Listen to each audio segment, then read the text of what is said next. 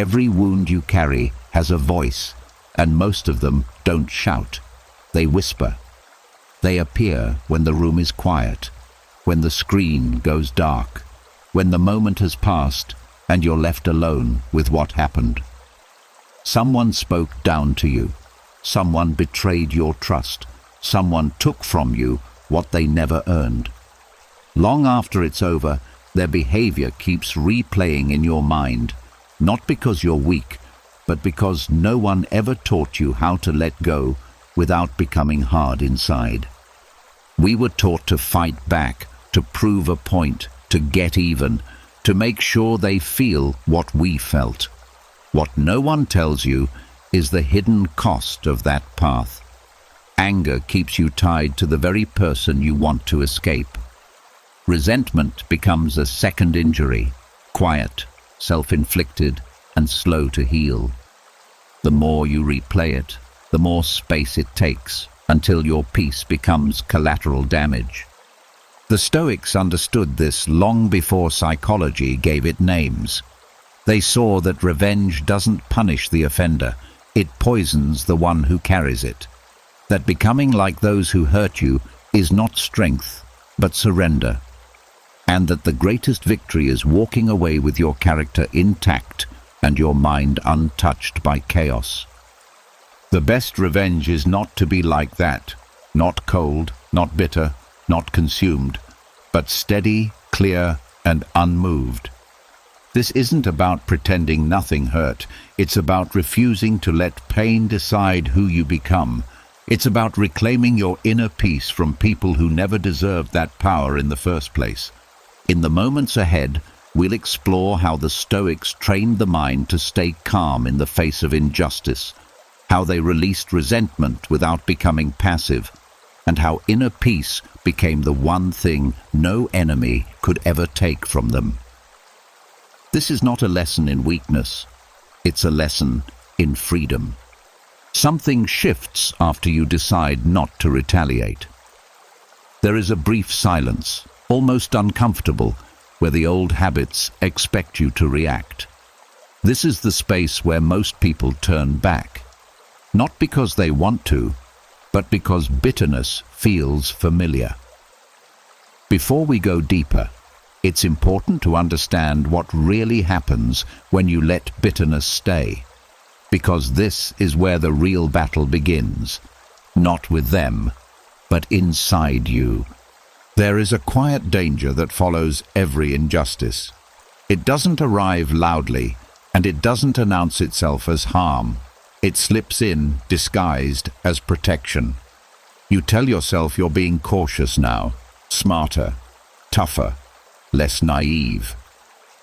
But slowly, without noticing, your tone changes.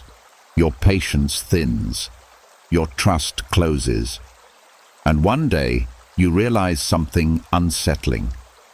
You are carrying the same sharpness that once wounded you. This is moral contagion. Pain spreads when it is not understood. Bitterness behaves like a disease of the character. You don't catch it because you are bad. You catch it because you were exposed too long without healing. When someone treats you unfairly, the first injury is the event itself. The second injury is what happens when you let that event rewrite how you see people, how you speak, how you respond to the world. That second injury is optional, but it feels justified, which is why it's so dangerous. The Stoics warned about this long ago. They believed that people who act badly are already suffering from ignorance, fear, or inner disorder. When you answer their behavior by becoming bitter, you don't defeat that disorder, you join it. You allow their chaos to cross the boundary into your own mind. At that point, the harm no longer depends on them, it lives on through you. Bitterness changes how you interpret everything. Neutral actions begin to feel suspicious. Small mistakes feel personal. Silence feels like rejection. You stop meeting the present moment as it is and instead filter it through an old wound. Life becomes heavier, not because it is worse, but because you are carrying something that doesn't belong to today. This is how the enemy wins without lifting a finger. They are gone, but their impact remains active through your reactions. What makes this especially painful is that bitterness often feels like strength. It tells you that you've learned your lesson, that you won't be fooled again, that you're more realistic now. But realism without compassion hardens into cynicism, and cynicism slowly disconnects you from joy, from curiosity, from warmth. You don't just guard yourself against harm, you also block out what could heal you. The Stoic approach was never about suppressing emotion or pretending you are unaffected. It was about refusing to let emotions take command. They taught that your character is your last line of defense. Once that is compromised, no external victory matters. Becoming bitter may feel like control, but it is actually surrendering your inner order to someone else's actions. There is also a quiet injustice in bitterness that often goes unnoticed. When you grow cold because of one person, you make everyone else pay the price. Future relationships inherit the mistrust they never earned. New moments are judged by old standards. Innocent people are met with defenses built for someone else. In trying to protect yourself, you spread the damage further than it ever needed to go. The Stoics believed that the highest form of resistance is preservation of self. Not the ego, not pride, but the part of you that chooses how to act regardless of provocation. When you refuse bitterness, you are not excusing what happened. You are placing it where it belongs, in the past, not in your personality. You are saying, "This ends with me."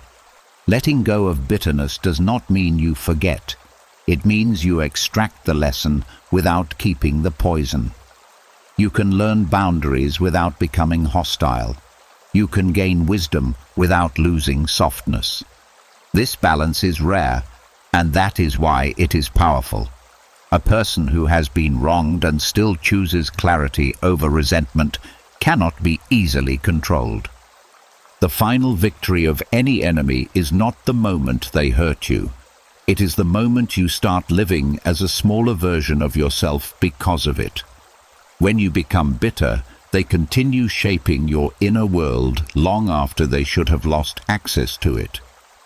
The Stoics saw freedom differently than most.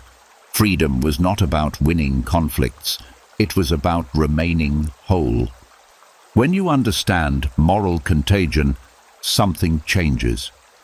You stop asking how to hurt back and start asking how to stay clean inside. You realize that peace is not passive.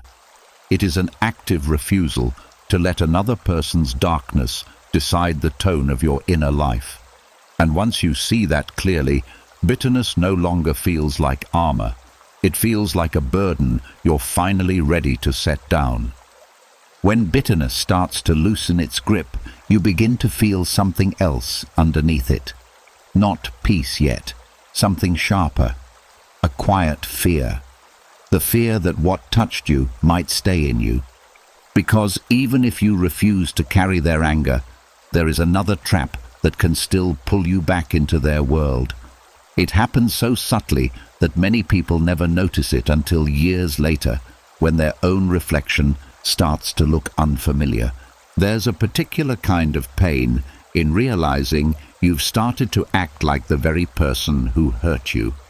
Not in the obvious ways, not in the dramatic scenes, but in small habits. The tone you use when you feel disrespected, the way you shut down instead of speaking, the need to control the room because you once felt powerless. This is the hidden cost of mimicry. You survive the harm, but you accidentally adopt the shape of it. Mimicry is the mind's shortcut. When something hurts you deeply, your nervous system marks it as danger and starts building defenses. The problem is that defenses can start to resemble the attack. A person who was manipulated may begin to manipulate not because they want to harm others, but because they no longer trust honesty to protect them. Someone who was judged harshly may become hypercritical, thinking it will prevent weakness or failure. Someone who was abandoned may become emotionally distant first, so they never have to feel that loss again. The pain teaches the wrong lesson. Become harder than the world. And slowly, the heart agrees. This is why some people wake up one day feeling numb. They didn't choose numbness on purpose. They chose safety again and again. They chose to hold back, to stay guarded, to keep the upper hand, to never look needy. And over time, what started as a shield became a personality. That is mimicry. The threat is gone, but the posture remains. The Stoics would call this a loss of agency. Not because you lost control of your schedule or your job, but because you lost control of your responses. Another person's flaws became the training ground for your own. When you copy the energy you despise, you are letting their behavior become your teacher. And the worst part is that it feels like justice. It feels like you're adapting, like you're finally learning how the world works. But adapting to dysfunction is not wisdom, it's infection. One of the most overlooked signs of mimicry is how it changes your inner dialogue. If someone constantly invalidated you, you may start invalidating yourself in the same voice.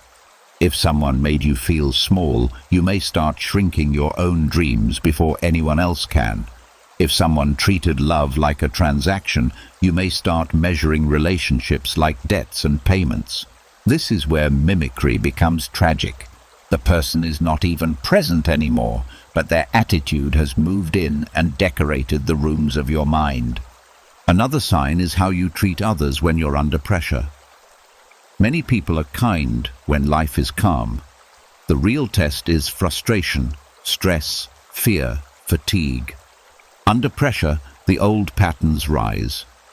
If you grew up around sarcasm, you may use sarcasm when you feel cornered. If you were surrounded by emotional coldness, you may withdraw to punish or protect. If power was used against you, you may crave power when you feel insecure. You don't do it because you enjoy it. You do it because your system remembers what worked for survival. But survival tools are not always life tools. What saved you in one environment can ruin your peace in another. A guarded heart may block toxic people, but it also blocks intimacy. A tough exterior may stop disrespect, but it can also stop connection. A constant need to be right may prevent humiliation, but it also prevents growth. Mimicry keeps you safe in the short term and trapped in the long term. The Stoic answer isn't self-hate or guilt. It's awareness and choice. They believed that every person has a moment between stimulus and response, and in that moment lies freedom. Mimicry happens when that moment is lost, when the response becomes automatic. So the first step is not to be better overnight. It is to catch yourself in the act, to notice when your tone sharpens, when you withdraw to control the outcome, when you assume the worst before anyone has done anything, not to shame yourself, but to reclaim the steering wheel. Then comes the harder part, choosing a new standard, not based on how people treated you, but on how you want to live. This is where the phrase, "the best revenge is not to be like that," becomes real. You decide that your character is not a reaction to their character. You decide that you will not borrow ugliness just because you've seen it up close. You decide to become someone your past cannot explain. This doesn't mean staying soft with people who are unsafe. Stoicism is not about being open to harm. It is about being disciplined in how you protect yourself. Boundaries can be firm without cruelty. Distance can be clean without punishment. Strength can be calm without arrogance. The goal is not to remain unchanged by life. That's impossible. The goal is to change on purpose, not by accident. The moment you stop mimicking what hurt you, something powerful happens. You stop living as proof of someone else's damage. You stop repeating a pattern that was never yours to begin with. You become the person who breaks the chain quietly, without applause, without drama, just with a steady decision. This ends here. After you stop copying the flaws that hurt you, another temptation appears. It feels justified, almost noble. The urge to strike back, to correct the imbalance, to show that you are not someone who can be crossed without consequence. This is where many people believe they are reclaiming themselves. In truth, this is often the moment they walk away from who they really are. There is a quiet moment that happens right before retaliation. It doesn't look dramatic.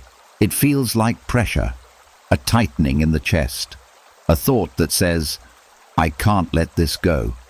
In that moment, attention shifts outward. Your focus leaves your values and locks onto the other person. What they did, what they deserve, what you must now do in response. This shift seems small, but it's everything. Because the moment your actions are decided by someone else's behavior, you are no longer acting from yourself. You are reacting from them. Retaliation feels like standing up for yourself, but look closer. When you retaliate, you temporarily silence your own principles to serve an emotional demand. You say things you wouldn't normally say. You act in ways that don't sit right afterward. You cross lines you once promised yourself you wouldn't cross. And later, when the heat fades, what remains is not relief. It's distance. Distance from your own integrity. The Stoics believed that the self is defined by reason and choice. To abandon reason in favor of impulse was, to them, the greatest loss. Not because emotions are wrong, but because emotions are not leaders. When anger takes the wheel, it doesn't ask where you want to go. It just moves, fast, recklessly, and often toward outcomes that require even more emotional cleanup later. One of the cruel tricks of retaliation is that it disguises itself as self-respect. You tell yourself that if you don't respond, you're letting them win. But what does winning really look like? Is it the momentary satisfaction of hurting back? Or is it the ability to look at yourself later without flinching? True self-respect doesn't need to announce itself with damage. It's quiet, it's consistent, and it doesn't need witnesses. Retaliation also fractures your inner alignment. There is a version of you that knows what feels right, and there is a version of you that wants to release the pressure immediately. When you retaliate, you side with the second one. You override your deeper self to serve a temporary urge. Over time, this creates confusion. You stop trusting your own compass because you keep ignoring it. That's self-abandonment. Not dramatic, not obvious, just a repeated decision to step away from your own center. Another cost is how retaliation reshapes your identity. Each time you respond with spite, sarcasm, or cruelty, you rehearse that role.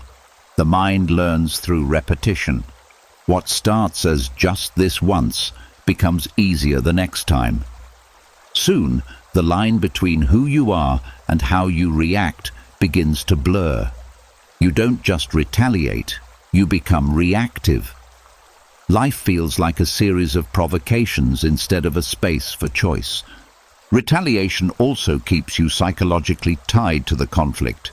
Even after the exchange is over, your mind stays busy replaying it. What you should have said, what you might say next, whether they understood the message. Instead of moving forward, your energy circles the same event again and again. The person who hurt you continues to occupy space in your thoughts, not because they are powerful, but because retaliation kept the door open. The Stoics saw this as wasted life force. Time and attention are finite. Every minute spent fueling anger is a minute not spent building clarity, skill, peace, or strength. Retaliation doesn't just cost you peace, it costs you direction. You are busy settling emotional scores while your own life waits in the background. Choosing not to retaliate does not mean accepting injustice.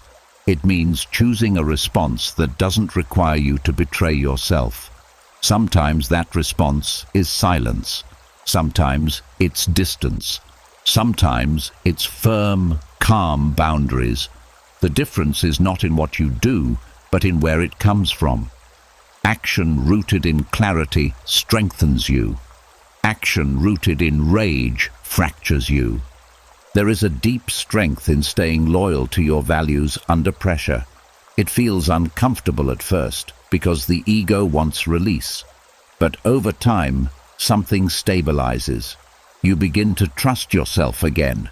You realize that your worth is not defended through conflict, but preserved through consistency. No one can take that from you unless you hand it over. Retaliation promises empowerment but delivers erosion. It asks you to step away from your character for a moment and then quietly leaves you to deal with the consequences. Refusing it is not weakness. It is self-respect in its most disciplined form. It is choosing to remain whole when everything in you wants to fracture. And once you experience that wholeness, even briefly, you begin to see it clearly. The greatest loss is never what someone did to you. The greatest loss is walking away from yourself in response. When you stop abandoning yourself through retaliation, a new question quietly rises. If my peace doesn't come from striking back, then where does it come from? This is where the ground shifts. Because the deepest form of strength doesn't announce itself, doesn't argue, doesn't prove. It stands on something most people never build: emotional independence. There is a subtle relief that comes when you realize you don't need other people to behave well for you to feel okay. That relief feels unfamiliar at first, almost unsettling. We are used to our moods rising and falling based on how others treat us. A kind word lifts us. A harsh tone ruins the day. Approval feels like oxygen. Disapproval feels like threat. Without noticing, we hand out the keys to our inner state and hope people use them gently. Emotional independence begins when you take those keys back. This doesn't mean you stop caring. It means you stop outsourcing your stability. Your emotions no longer live at the mercy of someone else's mood, attention, or respect. When someone is rude, it no longer defines the day. When someone withdraws, it no longer collapses your sense of worth. You feel the impact, yes, but it doesn't take over. There is space between what happens and who you are. The Stoics considered this the highest form of power, not power over others, but power over self. They believed that the only thing truly under your control is your judgment, not events, not people, not outcomes, just the meaning you assign and the response you choose. Once you understand this, everything changes. You stop chasing control where it doesn't exist and start cultivating it where it does. Emotional dependence often hides behind reasonable excuses. Anyone would be upset by this. They shouldn't have treated me that way. All true. But notice what follows.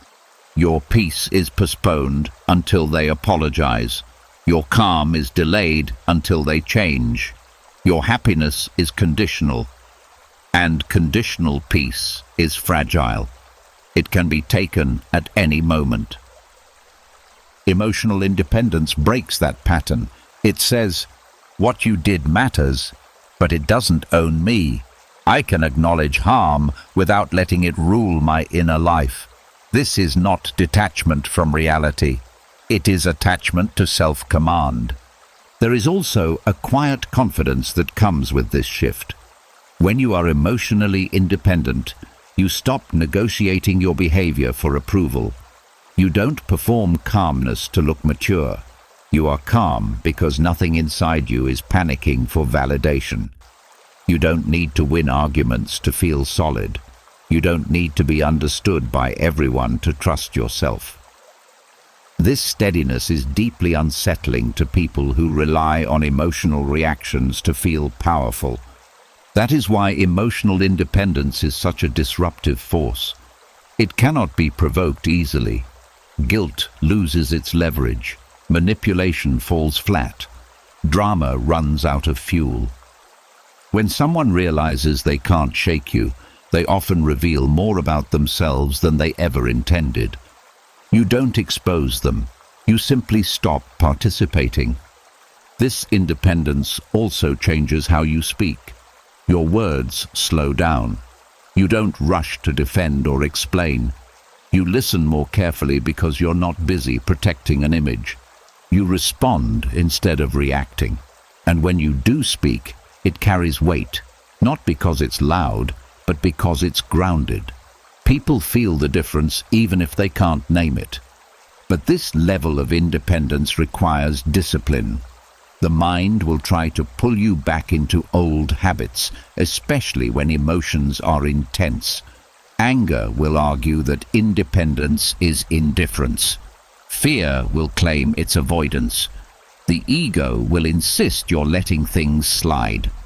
These voices are familiar because they once helped you survive. Now they need to be retrained, not obeyed. The Stoics practice this through constant inner questioning. Is this within my control? Is this reaction aligned with who I choose to be? Will this matter tomorrow, or am I giving it too much of today?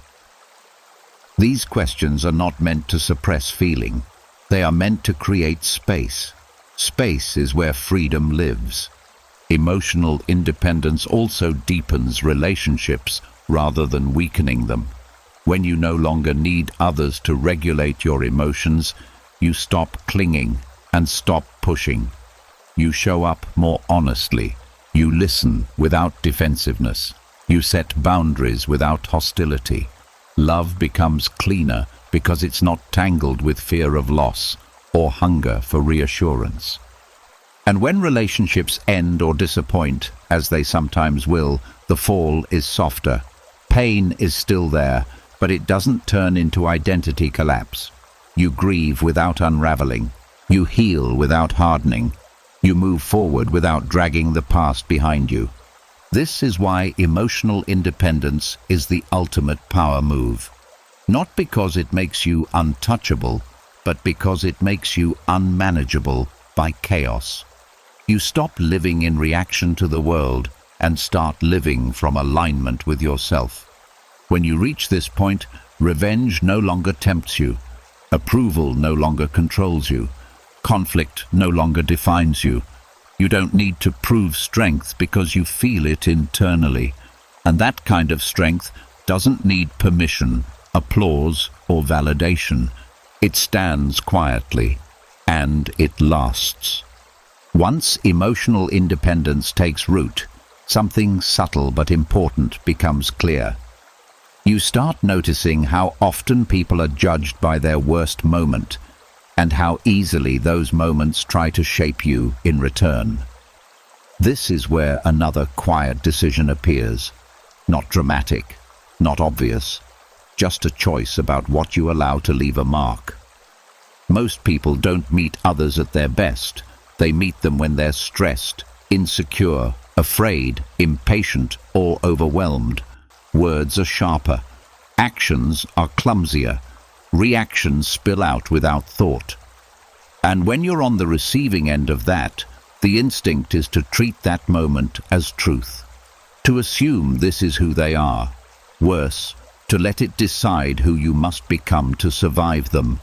But one moment is not a full person, and one interaction is not a life sentence. Refusing to be shaped by other people's worst moments begins with understanding this simple truth. Pain distorts behavior. People say things they don't fully mean. They act in ways they later regret. They project what they can't handle inside themselves. When you take their worst moment personally, you absorb something that was never yours to carry. This doesn't excuse harm. It explains it. An explanation gives you options. When someone lashes out, there is a pause where you can decide what kind of meaning to attach to it. You can decide that the world is hostile and you must harden. Or you can decide that this was a collision with someone else's unprocessed weight. The second choice doesn't make you naive, it makes you free. Many people unknowingly remodel their entire personality around past encounters.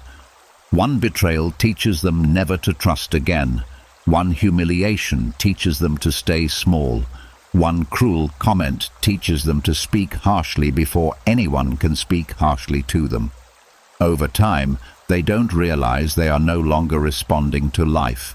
They are responding to a memory. The Stoics warned against this. They believed that allowing external events to dictate your inner structure is a form of captivity. Not visible, not dramatic, but real. Your character becomes reactive instead of chosen. Your behavior becomes defensive instead of deliberate. And slowly, your life narrows. Refusing to be shaped by someone's worst moment is an act of inner leadership. It means you don't let a temporary storm decide the architecture of your mind. You don't build permanent walls in response to temporary damage.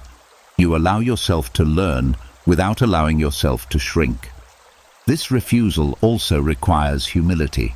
It means accepting that you, too, have had worst moments. Times when you were not proud of your words. Times when stress spoke louder than values. Times when someone could have frozen you forever in that version, but didn't. Remembering this softens judgment without weakening boundaries. There is also strength in recognizing patterns without absorbing them. You can see that someone is volatile without becoming volatile. You can recognize manipulation without becoming manipulative. You can notice disrespect without internalizing it. Awareness does not require imitation. When you stop letting other people's worst moments define you, your nervous system begins to relax. You stop bracing for impact everywhere you go. You stop scanning every interaction for threat. Conversations become lighter. Decisions become clearer. You are no longer preparing for battles that aren't happening anymore. This shift changes how you remember the past as well. Instead of replaying moments as proof that the world is unsafe, you start seeing them as isolated events in a much larger story. Pain becomes information, not identity. Experience becomes wisdom, not armor.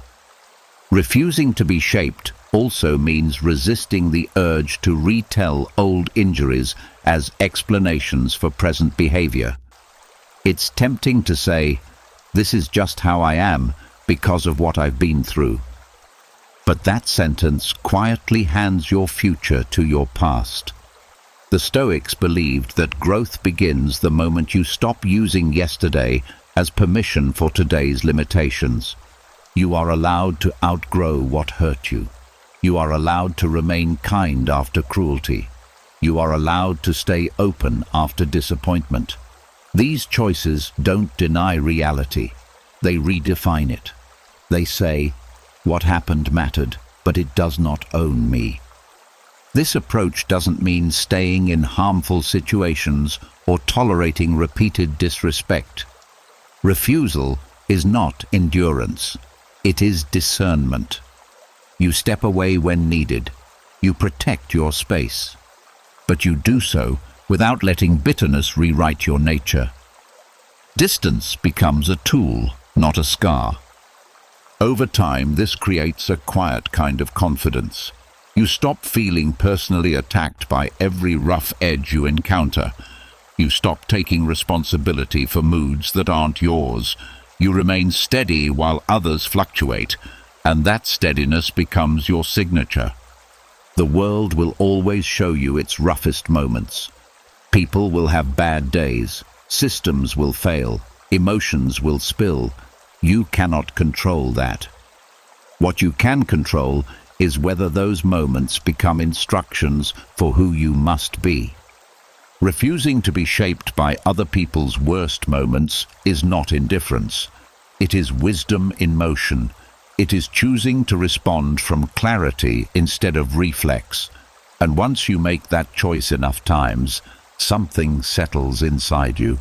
You stop living as a reaction and start living as a decision. Once you stop letting other people's worst moments shape you, something else naturally comes into focus.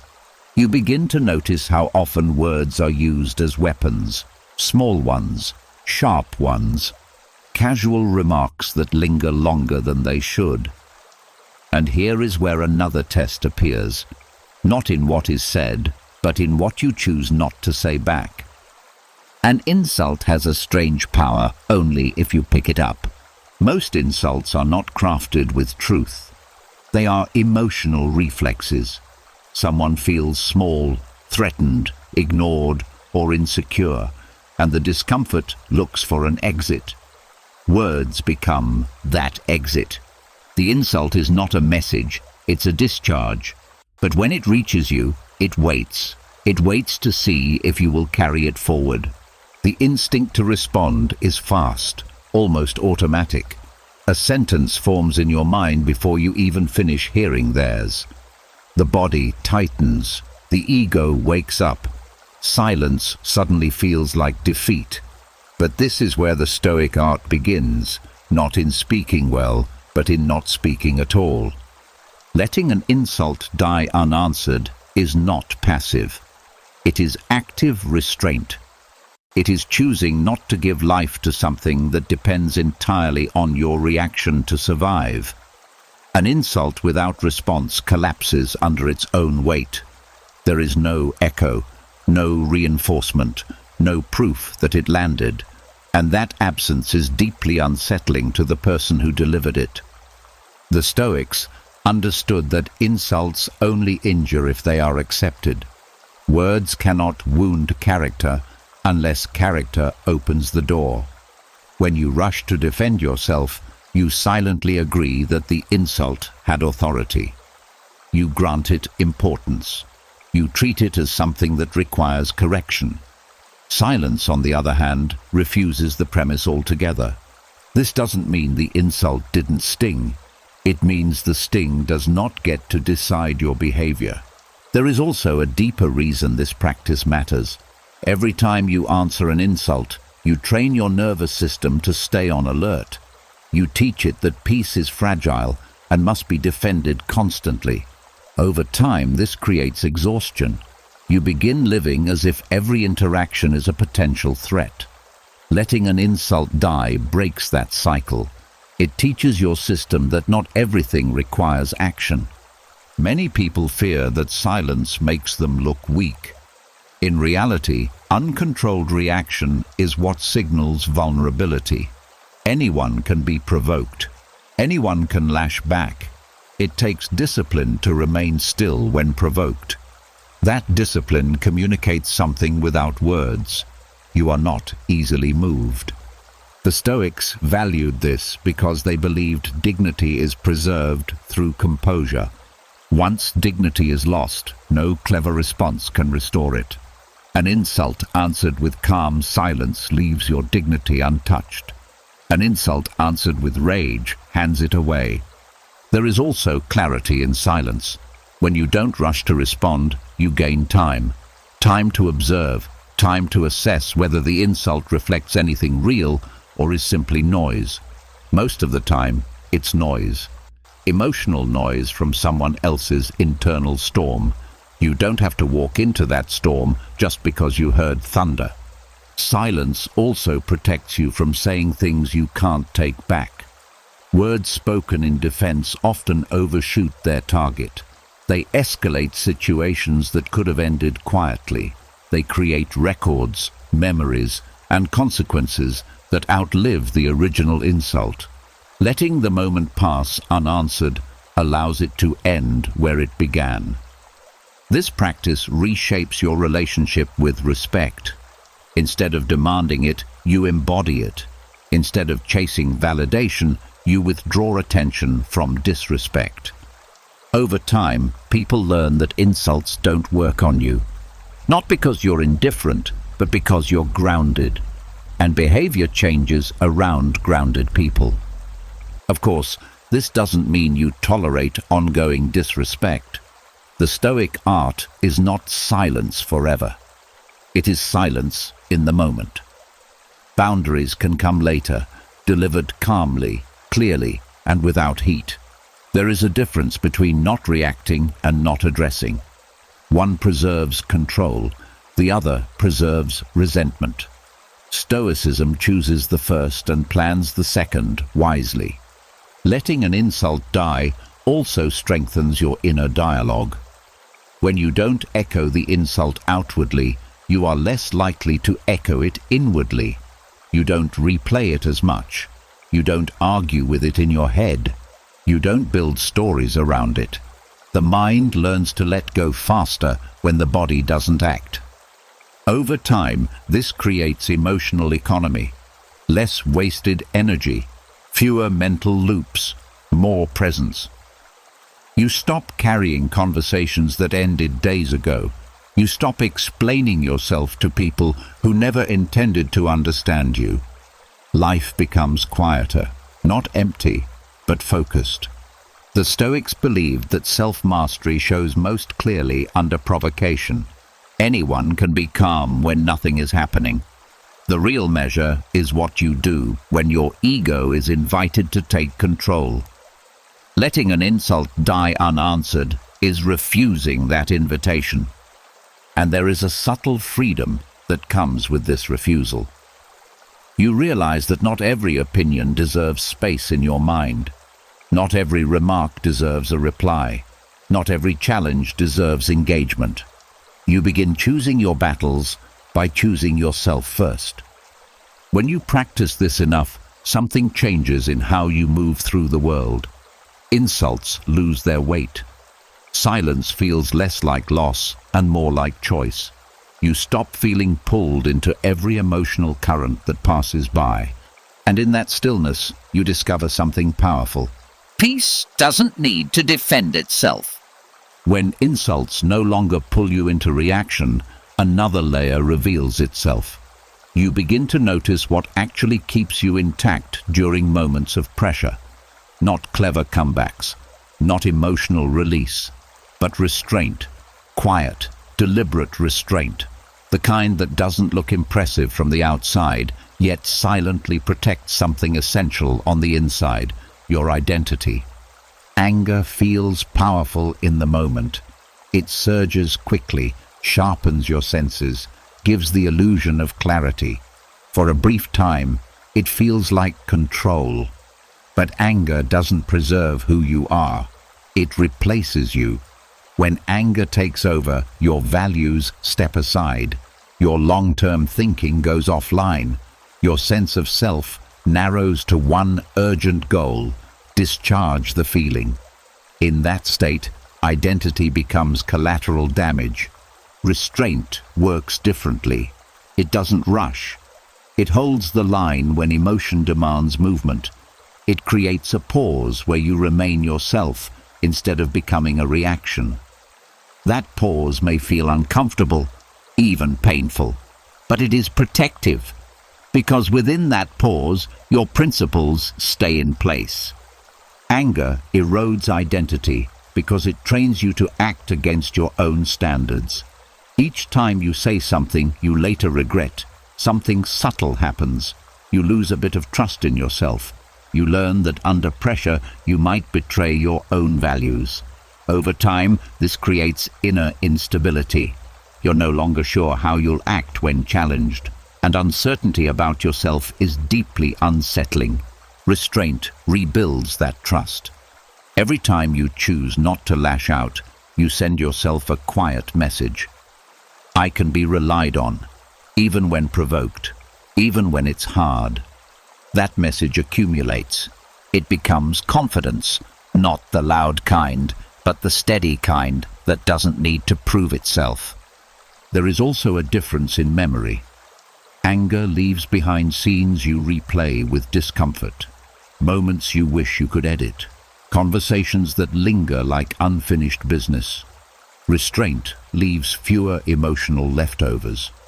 When you hold back, there is less to clean up later.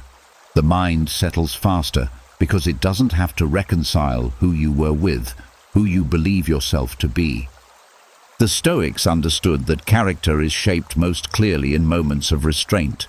They believed identity is not defined by ideals, but by behavior under stress. Anyone can claim to value calm, fairness, or dignity. The real test is whether those values survive friction. Restraint is where values become visible. Anger, on the other hand, simplifies you. It reduces your complexity. Instead of being thoughtful, you become reactive. Instead of being discerning, you become blunt. Instead of being principled, you become impulsive. Over time, repeated anger turns into a personality. People begin to expect volatility from you. Worse, you begin to expect it from yourself. This is how erosion happens. Not all at once, but slowly. A sharp edge here, a sarcastic remark there, a pattern of reacting instead of choosing. The original self, the one who valued clarity, fairness, patience, starts to feel distant, not lost, but buried under habits formed in heat. Restraint preserves identity by keeping you aligned. Alignment means your actions match your inner standards, even when no one is watching, even when provoked. This alignment is deeply grounding. It reduces inner conflict because you're not constantly correcting yourself afterward. You move through life with fewer apologies, to others and to yourself. There is also a strength in restraint that anger never provides. Anger burns energy quickly. It exhausts the body and clouds the mind. Restraint conserves energy. It allows you to stay focused on what actually matters. Instead of fighting every perceived threat, you choose where to invest attention. This selectiveness is a form of intelligence. Restraint does not mean suppression. Suppression pushes emotion down where it leaks out sideways. Restraint acknowledges the emotion without obeying it. You feel the anger, recognize it, and then decide. That decision is what preserves you. You don't deny the feeling. You deny it authority. Over time, this changes how anger shows up. It becomes quieter, shorter, less demanding, because the mind learns that anger is not a command. It's information. Information about boundaries, values, or unmet needs. Once that information is received, the emotion no longer needs to shout. People often worry that restraint will make them invisible or powerless. In reality, restraint makes you legible. People know where you stand because you don't contradict yourself through outbursts. Your behavior becomes predictable in the best way. Calm, measured, consistent. That consistency is what builds respect, not fear, not dominance. The Stoics believe that identity is your most valuable possession because it's the only thing you carry into every situation. Lose money, you can recover. Lose reputation, it can be rebuilt. Lose alignment with yourself, and everything feels unstable. Restraint is the practice that guards against that loss. When you choose restraint repeatedly, something solid forms inside you. You don't feel the need to explain yourself as much. You don't feel pulled to react to every provocation. You recognize anger as a weather pattern, passing, temporary, not something you must become. And slowly, quietly, you notice the difference. Anger leaves you fragmented. Restraint leaves you whole. And in a world that constantly pulls at who you are, wholeness is a rare and powerful form of victory. After restraint becomes familiar, you start to notice something unsettling about the world around you. Not everyone is trying to grow. Not everyone values clarity, patience, or fairness.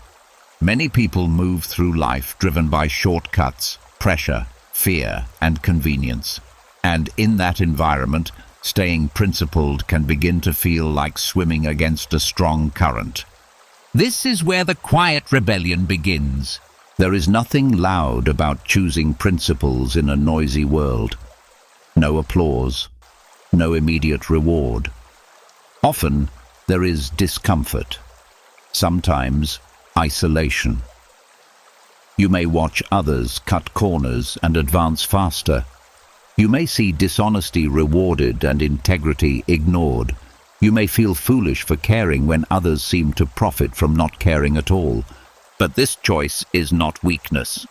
It is resistance of a deeper kind. An ugly world tries to convince you that values are luxuries, that honesty is naive, that kindness is exploitable, that patience is slow. The pressure is subtle but constant. Adapt, it says. Do what works. Over time, many people quietly lower their standards, not because they want to, but because it feels easier than standing alone. The Stoics understood this pressure well. They lived in times of political chaos, social cruelty, and deep inequality. Yet they insisted on one radical idea: your principles are not negotiable.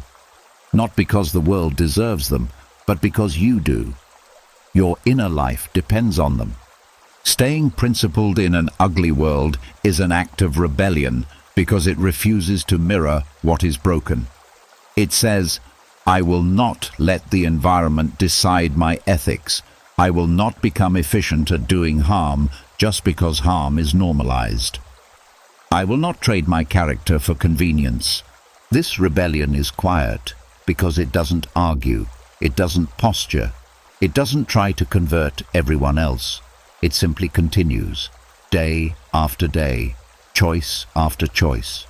You tell the truth even when a lie would be easier. You treat people fairly even when unfairness is rewarded.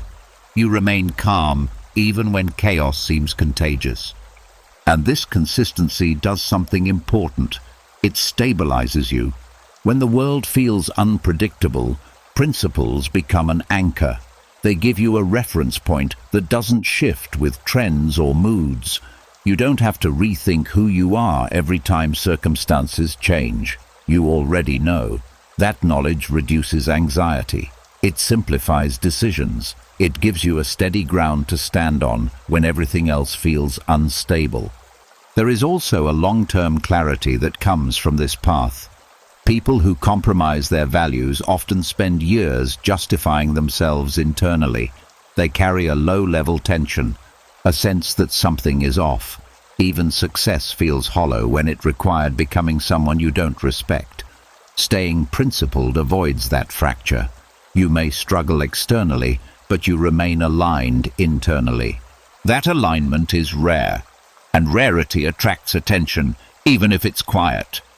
People notice when someone doesn't bend easily, not rigidly, but thoughtfully. Someone who can say no without anger. Someone who refuses to participate in gossip. Someone who doesn't take advantage just because they can. This kind of presence stands out precisely because it doesn't demand attention. At the same time, staying principled can be lonely. There will be moments when you feel out of step, when you question whether it's worth it, when compromise whispers promises of relief. This is where many people give in, not because they disagree with their values, but because they're tired. The Stoics anticipated this fatigue. They believe that virtue must be practiced like endurance, not dramatic acts, but repeated small ones. Each time you choose principle over impulse, you strengthen the habit.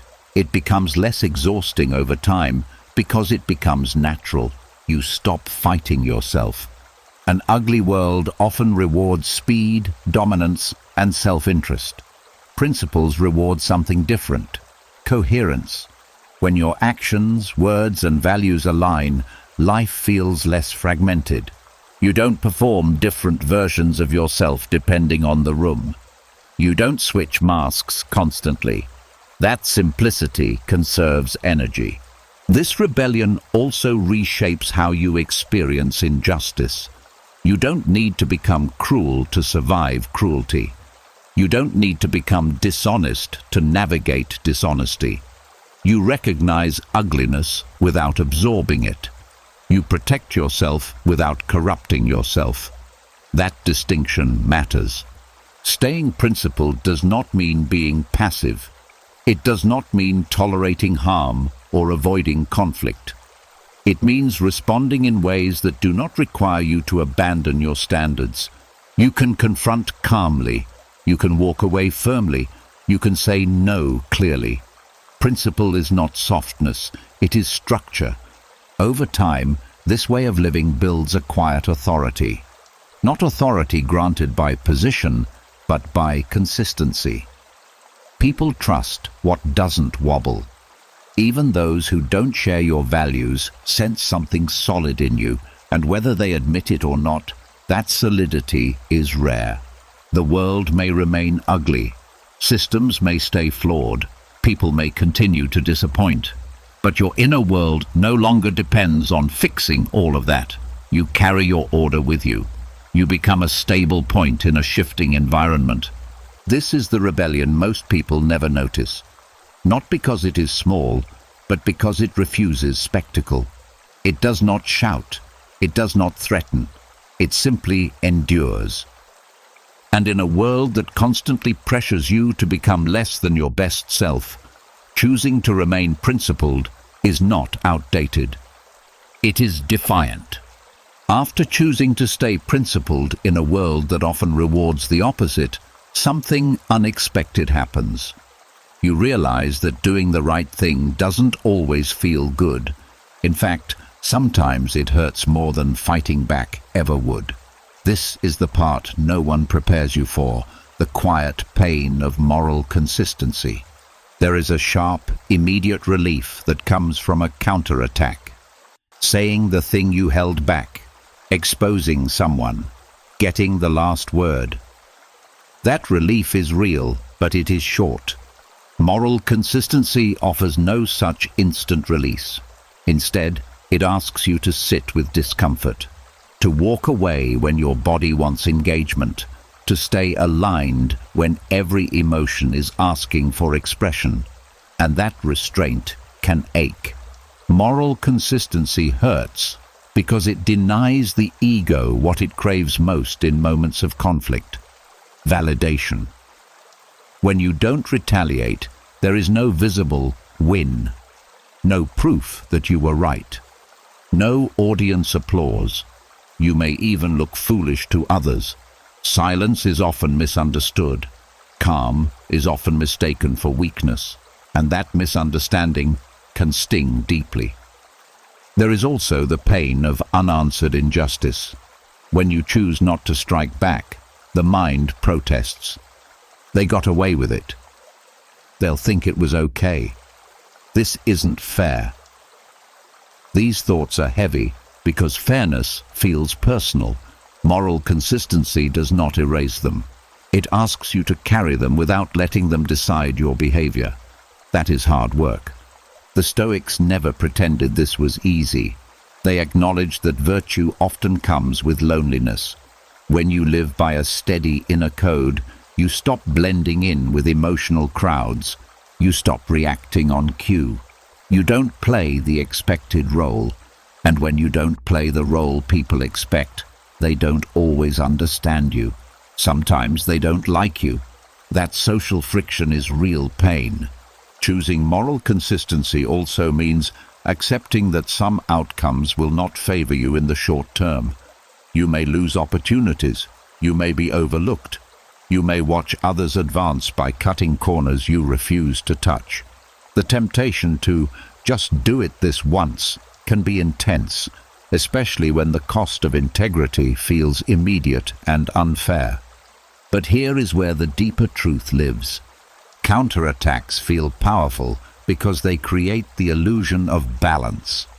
Hurt for hurt, damage for damage. But that balance is external and temporary. Moral consistency creates a different kind of balance, internal and lasting. It keeps your inner world stable, even when the outer world feels unjust. And that stability has a value most people only understand after they've lost it. There is a specific pain that comes from acting against your values. It may not show up immediately, but it lingers. A low-level discomfort, a quiet self-disrespect, a sense that you crossed a line you didn't want to cross. Moral inconsistency leaves residue. It stays with you long after the conflict ends. Moral consistency, by contrast, hurts up front but heals cleanly.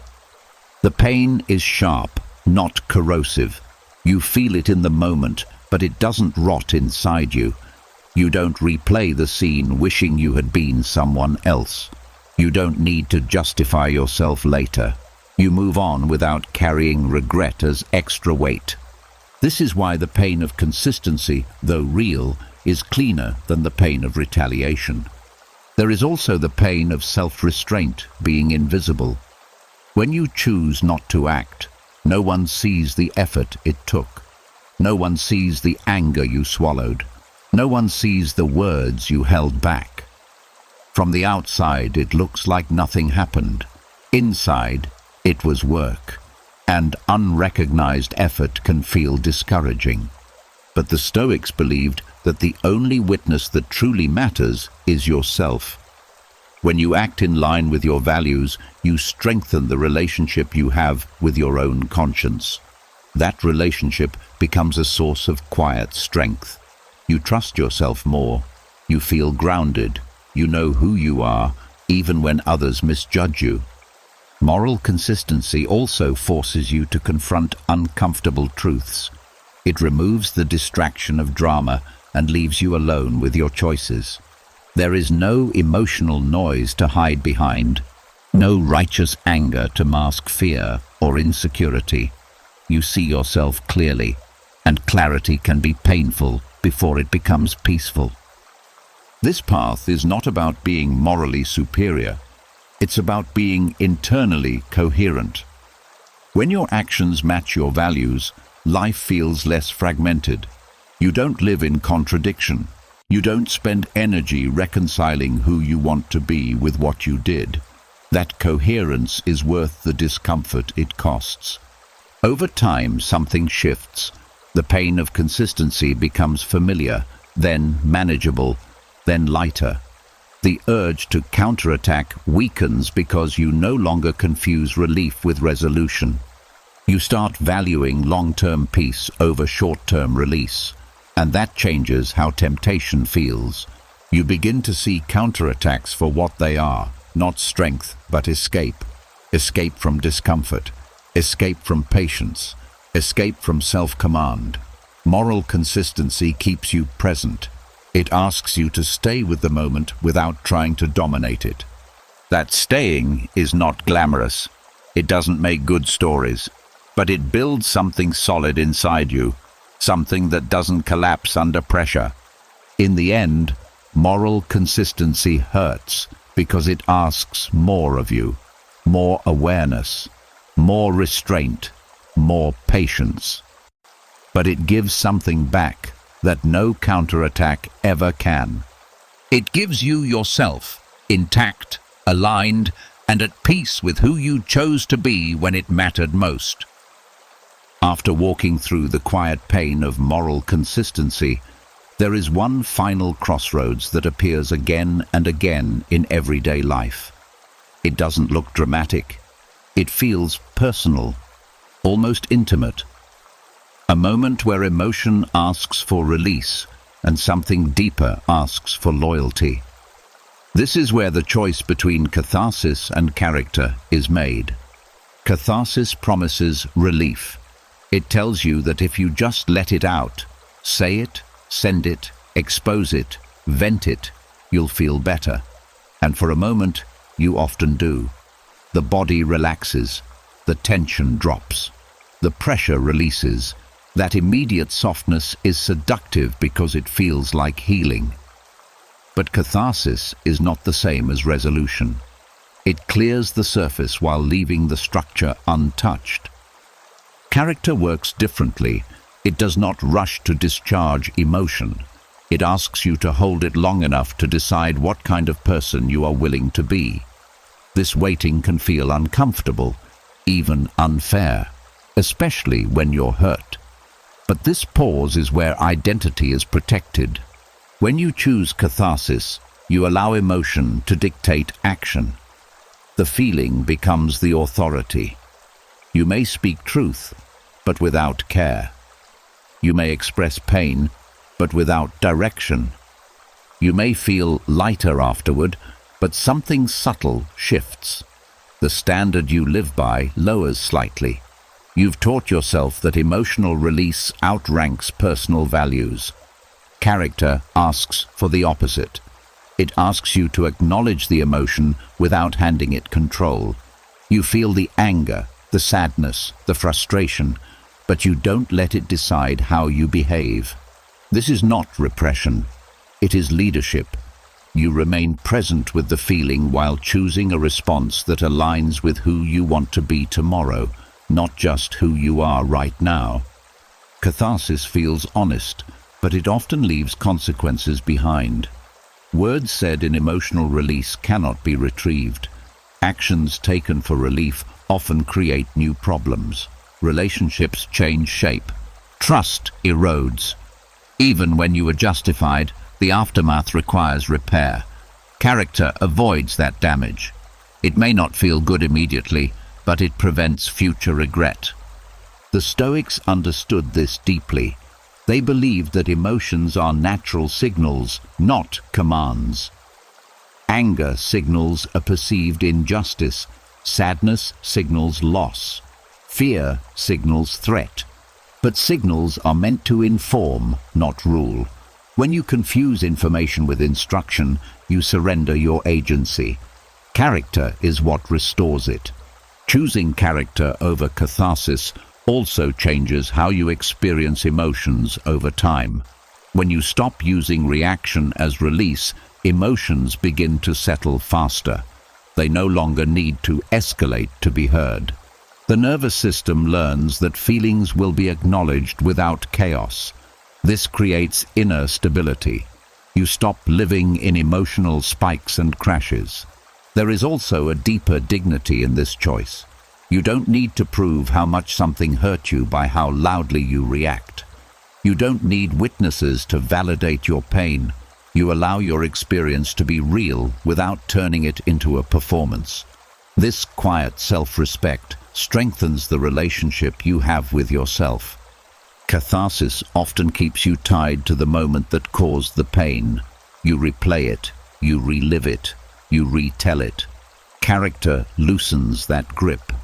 When you choose a response aligned with your values, the event loses its power faster. You don't need to revisit it as much because it didn't pull you out of yourself.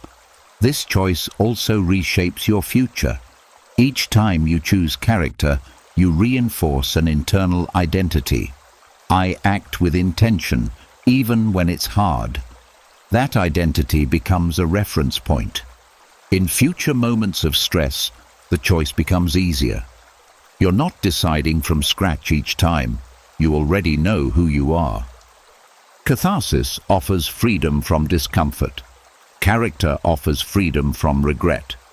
One is immediate and temporary. The other is slow and lasting. The Stoics would always choose the latter, not because they were emotionless, but because they valued coherence over comfort. There will be times when holding back feels like loss, when silence feels heavy, When restraint feels like swallowing something sharp, that discomfort is real, but it is also temporary. The erosion caused by acting against your values lasts much longer. Character protects you from that erosion. Over time, this choice changes how others experience you. You become someone who is steady under pressure, someone whose words are measured, someone whose reactions are thoughtful. People may not always agree with you, but they sense consistency. And consistency builds trust more reliably than intensity ever could. Choosing character over catharsis does not mean you never express emotion. It means you choose when, how, and why. Expression becomes intentional instead of explosive, honest instead of harmful, clear instead of chaotic. This is the final lesson in the Stoic path of inner peace. Not the absence of emotion, but the presence of self-command. Not the denial of pain, but the refusal to let pain define behavior. Not revenge, not reaction, not release, but alignment. In the end, catharsis asks, how can I feel better right now? Character asks, who do I want to be when this passes? And the answer to that question quietly shapes the rest of your life. By the time you've chosen character over catharsis, you may think the hardest work is done. But anger has one last strategy.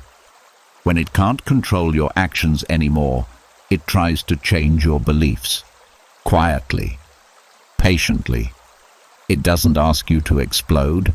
It asks you to adjust your values, just a little, to make room for itself. Anger is persuasive when it lingers. It doesn't always show up as heat. Sometimes it shows up as logic. It starts explaining why certain principles no longer apply, why kindness is overrated, why patience is unrealistic, why fairness is for people who haven't been burned yet. It tells a story where your values are the problem, not the reaction. This is where many people lose themselves without realizing it. You don't wake up one day deciding to abandon your standards. It happens through small edits. You stop believing in second chances because someone abused one. You stop believing in honesty because truth didn't protect you. You stop believing in compassion because it wasn't returned. Anger frames these changes as maturity, as growth, as finally seeing the world clearly. But clarity that requires you to shrink is not clarity. It's armor. When anger tries to rewrite your values, it often uses pain as evidence. Look what happened when you trusted. Look what happened when you stayed calm. Look what happened when you did the right thing. The conclusion feels convincing. Those values failed you, so you start redefining them. Trust becomes control. Calm becomes distance. Integrity becomes convenience. The Stoics warned about this shift. They believed values are not tools for comfort, but commitments to coherence. They don't exist to guarantee good outcomes. They exist to keep you aligned regardless of outcomes. When anger convinces you to change your values based on how others behave, it places your inner code at the mercy of external events. This is a dangerous trade. Once values become conditional, they lose their power to guide you. You start adjusting them to fit situations instead of using them to shape responses. Life becomes reactive. You don't ask, what is right? You ask, what will protect me from feeling this again? That question leads to isolation, rigidity, and emotional narrowing. Anger thrives in that narrowing. One of the clearest signs that anger is rewriting your values is how you justify behavior that once felt wrong. You tell yourself it's necessary, that it's how the world works, that people only understand force, coldness, or indifference. Over time, the line between self-protection and self-betrayal becomes harder to see. Another sign is emotional exhaustion. When values shift to accommodate anger, the mind works overtime to maintain the new story. You have to explain yourself constantly, internally and externally. You defend choices that don't sit comfortably. You replay conversations to justify tone. You feel restless even when nothing is happening. This tension is the cost of living out of alignment. The Stoic approach here is not suppression, but examination. They asked one central question: is this belief improving my character or just soothing my anger? That question cuts through rationalizations quickly. Anger wants relief. Values want coherence. The two are not the same. There is also grief in this process. Sometimes anger tries to rewrite your values because you are mourning the loss of a world where those values felt safe. It hurts to accept that kindness doesn't always protect you, that honesty doesn't always win, that patience doesn't always prevent harm. Anger steps in to resolve that grief by hardening you. But hardening is not healing. You can keep your values without being naive. You can adjust behavior without adjusting character. Boundaries can become firmer without compassion disappearing. Wisdom can deepen without trust turning into suspicion. The Stoics believed that values should mature, not mutate. Maturity refines values. Mutation replaces them. Refinement looks like discernment, knowing when to engage and when to step back, knowing who deserves access and who does not, knowing when silence is strength and when speech is necessary. These choices strengthen values by applying them intelligently. Mutation looks like abandonment, deciding that principles no longer matter because they didn't prevent pain, deciding that becoming colder is the same as becoming wiser, deciding that anger deserves a permanent seat at the table. When you catch anger trying to rewrite your values, the work is subtle. You don't argue with it aggressively. You observe it. You notice which beliefs feel heavy instead of grounding. You ask whether they make you more present or more guarded, more open or more tense, more yourself or more defended. Values aligned with your true self feel steady even when they're hard. Values rewritten by anger feel tight, brittle, and exhausting. Choosing to return to your values after anger has challenged them is not regression, it's courage. It means you refuse to let pain define your philosophy. It means you are willing to be shaped by intention instead of reaction. It means you understand that principles are not promises of comfort. They are anchors in chaos. In the end, anger will always try to justify itself. It will offer convincing stories. It will dress itself up as realism. But you don't have to accept its edits. Your values are not negotiable responses to pain. They are chosen commitments to who you are. And when you protect them, even after being hurt, you reclaim something deeper than peace. You reclaim authorship over your inner life. After anger stops trying to rewrite your values, another realization quietly settles in. You begin to see how often your energy has been pulled into stories that were never meant to be yours. Arguments you didn't start. Conflicts you didn't choose. Emotional storms that weren't born inside you. And yet, somehow, you were living in them. This is how reactivity works. It doesn't just disturb your peace. It rewrites your role. When you react automatically, your attention shifts away from your own life and locks onto someone else's behavior. What they said, what they meant, what they'll do next. Your thoughts begin orbiting their actions. Your mood follows their tone. Your next move becomes a response instead of a choice. Without realizing it, you step onto a stage they built and start performing in a drama they're directing. Reactivity makes other people the main characters of your inner world. At first, this feels normal. even justified. After all, they provoked you. They crossed a line. They created the situation. But look closer. Who is losing sleep? Who is replaying conversations?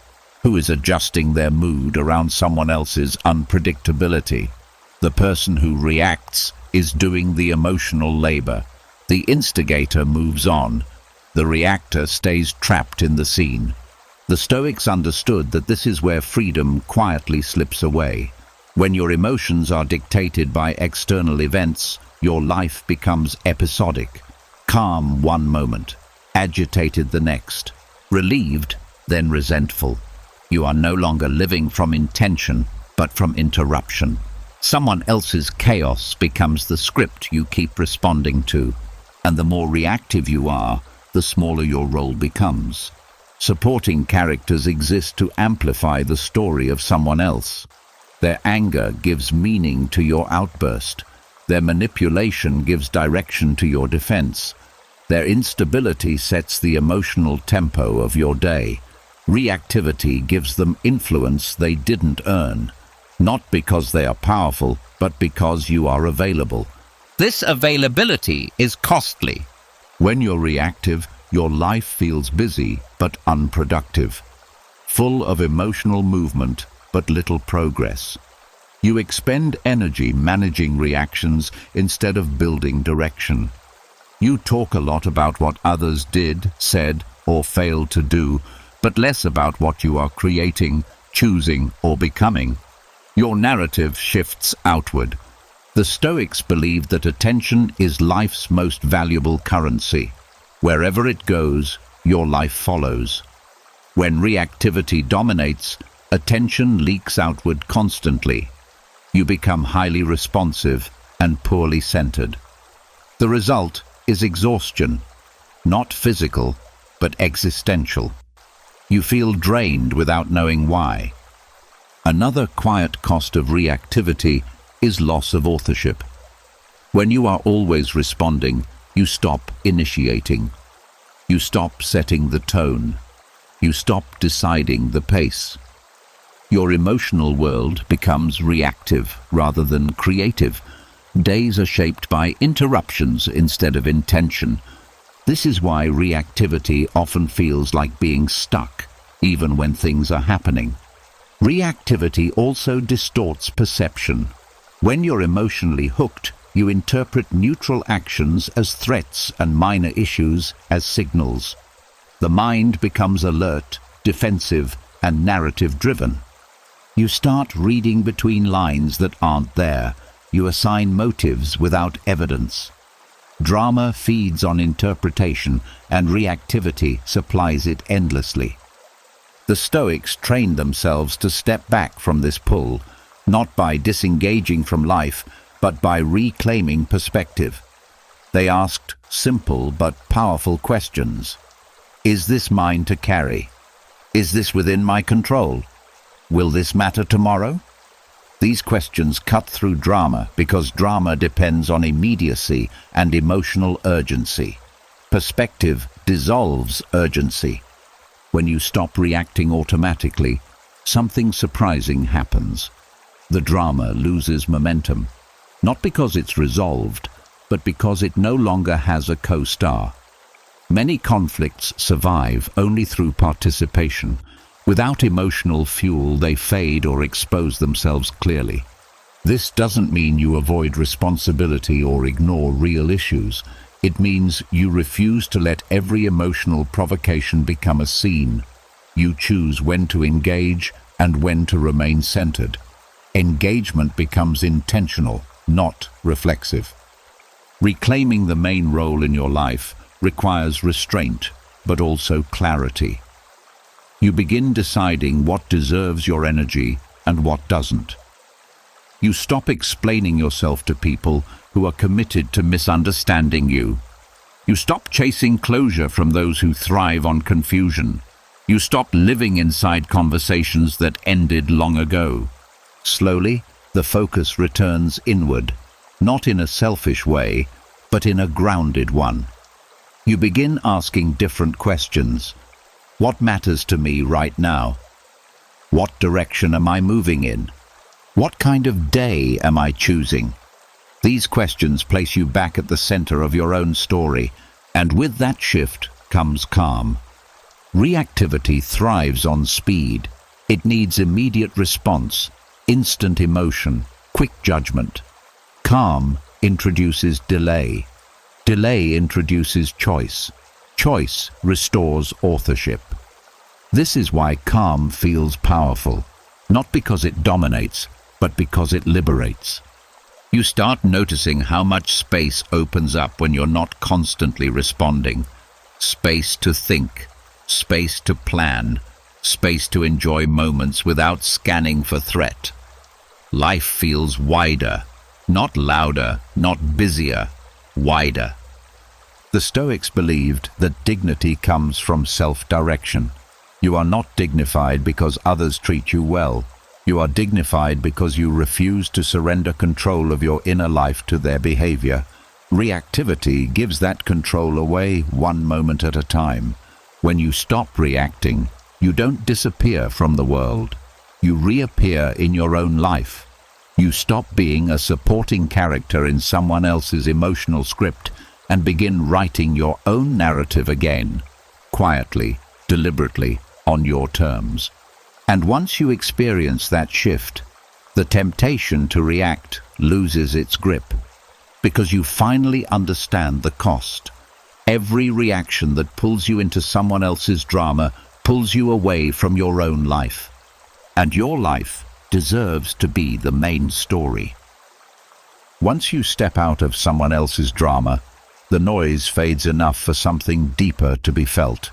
Not the rush of anger, not the need to respond, but a quieter awareness, one that remembers. This is where the real difference between revenge and peace becomes impossible to ignore. Revenge promises intensity, a moment of release, a sharp sense of balance being restored. The body reacts quickly to that promise. Heart rate rises, thoughts sharpen. There's a feeling of movement after stillness. For a brief moment, it feels like power has returned to your hands, but that moment is short, almost fleeting, and when it passes, something else remains. The soul remembers longer than the body does. What most people don't realize is that revenge doesn't end an experience, it extends it. The act may be over, but the memory deepens. The mind replays not only what was done to you, but what you did in return. The tone of your voice, the look on your face, the line you crossed. Even when you were justified, the memory settles differently than expected. This is the long memory of the soul. It doesn't record events the way the ego does. It records alignment. Whether you stayed true to yourself or drifted away, whether you acted from clarity or from heat, whether you became someone you respect or someone you had to explain. The thrill of revenge fades quickly because it belongs to the nervous system, not the conscience. It's chemical, temporary. Adrenaline burns fast. Satisfaction dissolves. But the soul carries impressions quietly and permanently. It remembers how it felt to act against your deeper values, even if the mind insists it was necessary. This is why people often feel unsettled after revenge, even when it worked. The external score feels settled, but the internal balance does not. There's a subtle dissonance, a sense that something didn't land the way it was supposed to. The ego celebrates, the soul stays silent, and silence in this case is not approval. The Stoics understood this difference intuitively. They believed that the soul seeks harmony, not stimulation. Revenge stimulates. Peace harmonizes. One excites the moment. The other stabilizes the life. When you choose revenge, you satisfy a short-term urge at the expense of long-term coherence. The soul does not forget incoherence. This doesn't mean the soul wants passivity. It wants truth without distortion. action without corruption, strength without bitterness. When you act in a way that aligns with who you know yourself to be, the memory rests easily. Even if the situation was painful, the aftermath feels clean. You don't revisit it as often. You don't justify it repeatedly. You don't need to rewrite it to feel okay. Revenge creates the opposite effect. It demands repetition, retelling, reframing, defending. You keep returning to the story because the soul hasn't settled it. Something remains unresolved, not the conflict, but your relationship with yourself. There is also a quiet exhaustion that follows repeated revenge. Each act hardens the nervous system a little more. You become quicker to anger, faster to assume intent, less patient with nuance. What once felt like strength begins to feel like tension. The soul grows tired of carrying unresolved weight. The long memory shows up later, in moments of stillness, when nothing is happening, when the day slows down. That's when the soul brings things back, not to punish you, but to integrate what was never fully processed. If revenge was chosen, the memory often returns with friction. If restraint was chosen, it returns with steadiness. This is why people who consistently choose restraint age differently inside. There is less inner noise, fewer unfinished conversations echoing in the mind, fewer moments they wish they could redo. Their past feels settled, not because it was easy, but because it was met with integrity. The short thrill of revenge cannot compete with that kind of peace. Revenge also trains the soul in a dangerous way. It teaches it that relief comes from harm, that balance comes from retaliation. Over time, this belief shapes character. You begin to look outward for resolution instead of inward for grounding. The soul becomes restless, always scanning for the next injustice to correct. Peace teaches the opposite lesson. It teaches the soul that resolution comes from alignment, that dignity does not require domination, that not every wrong needs a response to be completed. This lesson takes longer to learn, but once learned, it stays. The Stoics believed that a well-lived life is one the soul can rest inside. Not one filled with excitement, but one filled with coherence. Revenge may create memorable moments, but coherence creates a livable inner world. When faced with injustice, the choice is not between action and inaction. It is between two kinds of memory, one that burns brightly and fades, leaving residue behind, and one that settles quietly, leaving space instead of scars. The soul always knows the difference, even when the mind argues otherwise. This is why the best revenge is not the act that feels strongest in the moment.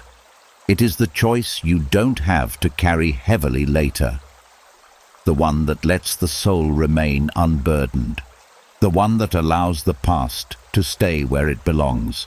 Because long after the thrill is gone, the soul is still living with what you chose, and it never forgets who you were when it mattered.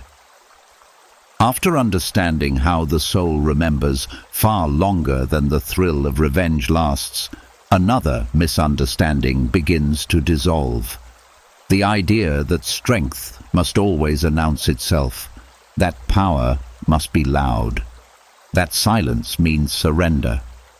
This belief is so common that not responding often feels like failure, when in reality it can be one of the most precise actions you can take. Not responding is often mistaken for avoidance, for fear, for weakness. But most reactions are not brave. They are automatic. They are reflexes trained by discomfort. Precision, on the other hand, requires control. It requires knowing exactly when action adds value and when it only creates noise. Precision is intentional silence. When you don't respond, you're not doing nothing. You are choosing not to scatter your energy. You are choosing not to give clarity to confusion or fuel to provocation. You are choosing timing over impulse, and timing is where real power lives. The Stoics understood that most conflicts do not require participation to resolve themselves. They require distance, time, lack of reinforcement. Words spoken in the heat of emotion often miss their target. They don't clarify, they escalate. Not responding interrupts that escalation. It stops momentum. And momentum is what most emotional situations depend on to survive. Weakness reacts to everything. Precision responds only to what matters. There is also an intelligence in recognizing when communication will not be received. Some people are not listening. They are waiting. Waiting to defend. Waiting to attack. Waiting to twist words into weapons. Engaging in those moments is not dialogue. It is donation. You give them your time, your emotion, your presence, and receive nothing but exhaustion in return. Not responding in those moments is accuracy. You are placing your effort where it can actually land. Silence also reveals more than speech ever could. When you don't rush to explain yourself, people expose their intentions quickly. Those who seek resolution will slow down. Those who seek control will escalate. Those who thrive on drama will grow louder. You don't need to analyze them. Their reaction to your silence tells you everything. This is not passivity. It is observation. Precision requires self-trust. You have to trust that your worth does not depend on being understood immediately, that your position does not weaken because it is not defended on demand. That truth does not expire just because you didn't argue for it in the moment. Many people respond quickly because they fear losing ground. They think silence hands victory to the other side. But ground is only lost when you abandon your center. Silence, when chosen deliberately, keeps you exactly where you are, stable, composed, unpulled. The Stoics believed that clarity is fragile in chaos. When emotions are high, clarity shrinks. Responding in those moments often means acting with incomplete information and compromised judgment. Precision waits until clarity returns, until emotion settles, until response becomes choice instead of reaction. This waiting can feel uncomfortable. The ego wants resolution now. It wants the discomfort to stop. Silence delays relief, and delay feels like loss. But this is where precision outperforms impulse.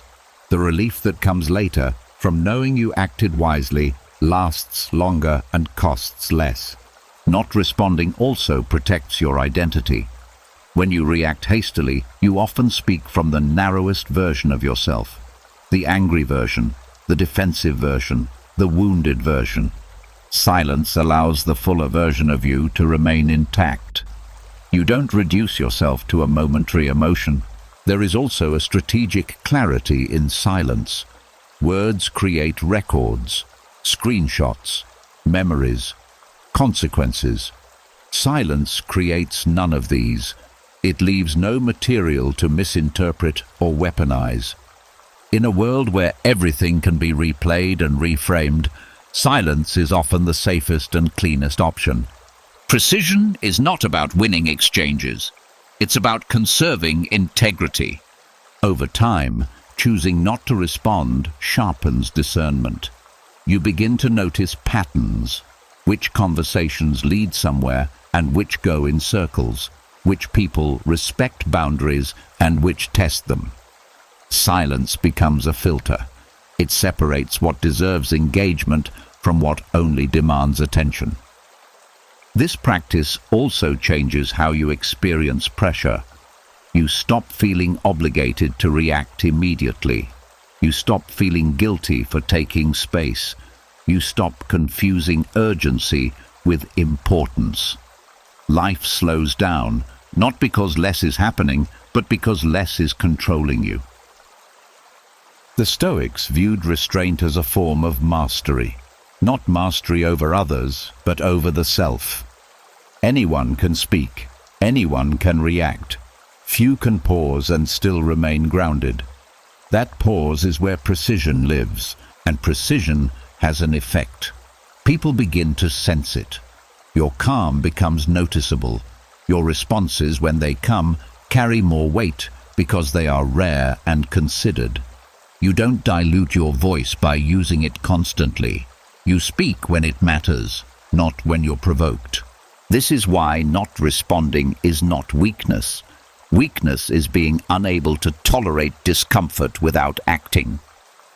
Weakness is needing immediate relief at the cost of long-term clarity.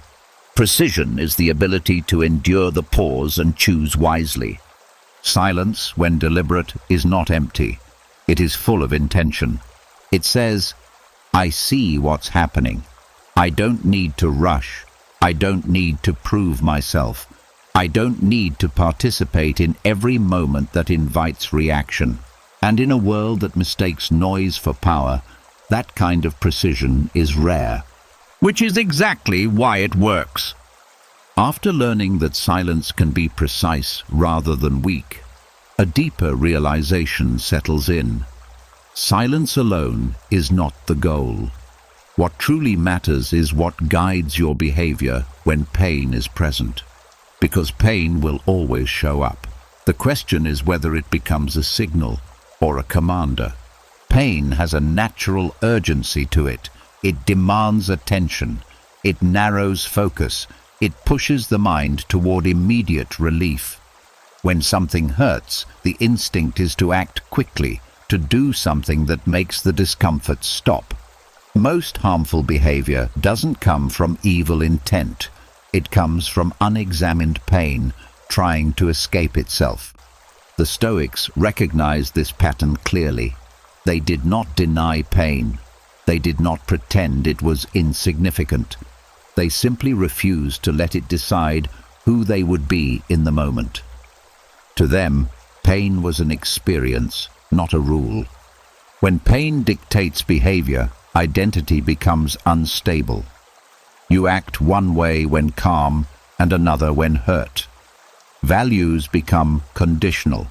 Patience exists only when nothing is wrong. Kindness survives only until it is tested. This inconsistency creates inner conflict. You don't just suffer from the pain itself.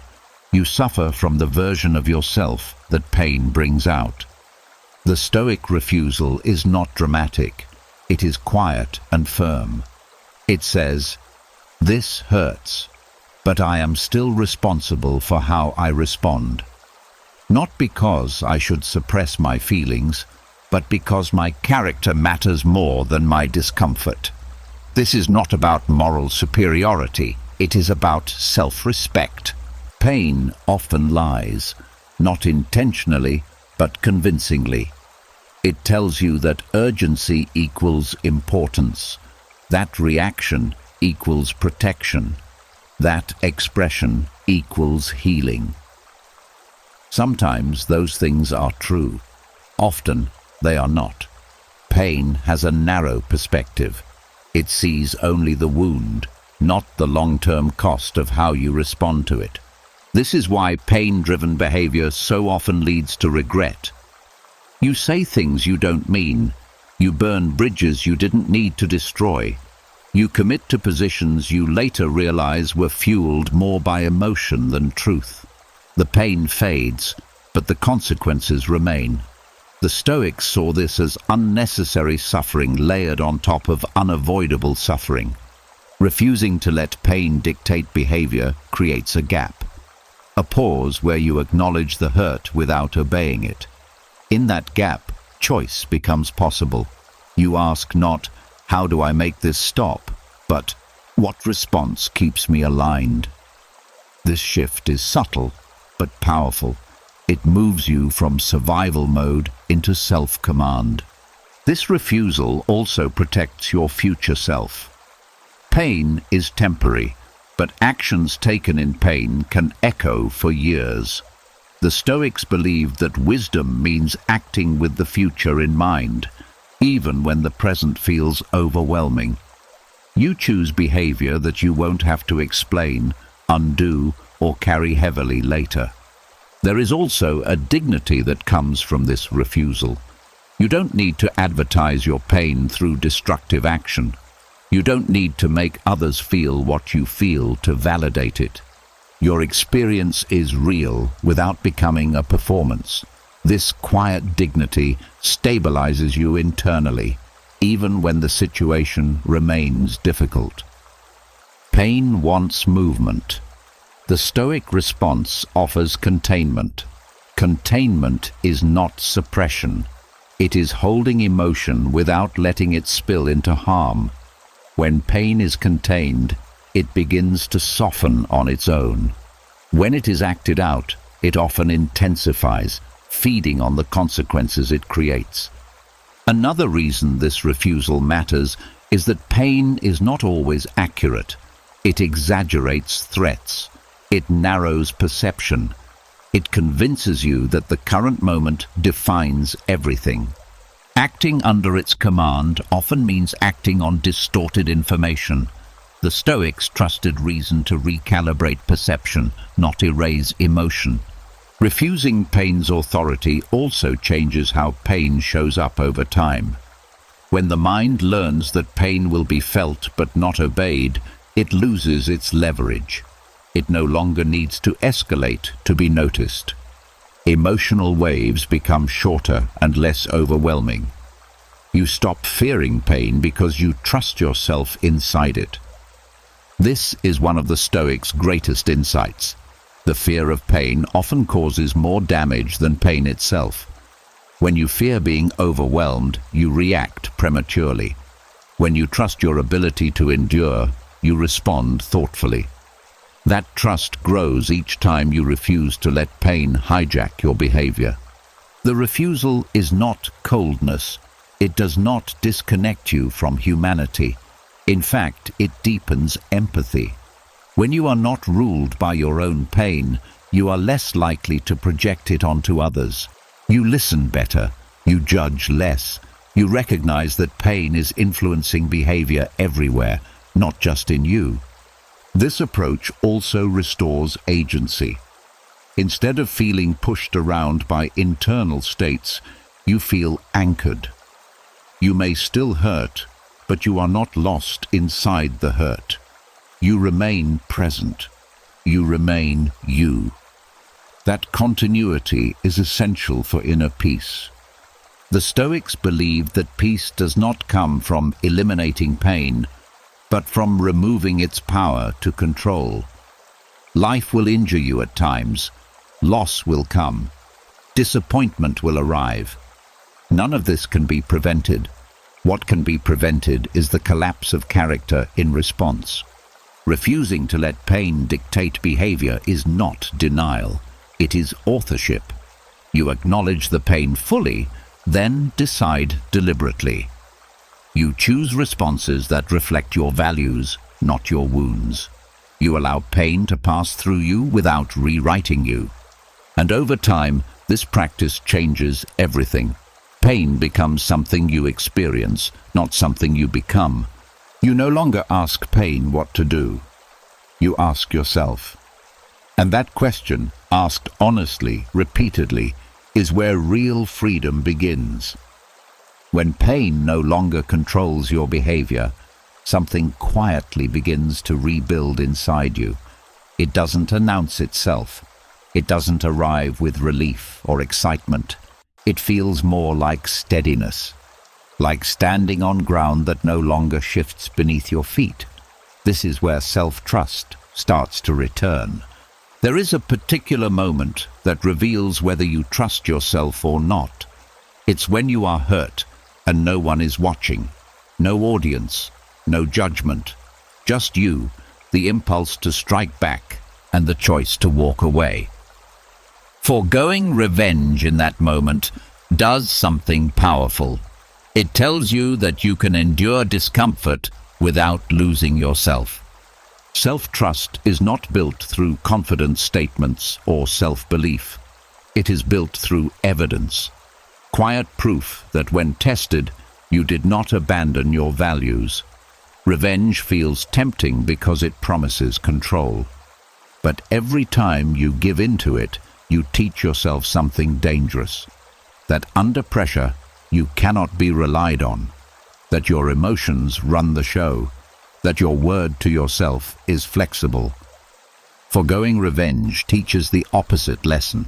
When you choose not to retaliate, you show yourself that you are capable of restraint even when it costs you emotionally. You prove that your behavior is not hostage to impulse. That proof settles deep.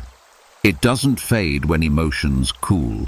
It becomes part of how you see yourself. This is why self-trust feels different from confidence. Confidence depends on outcomes.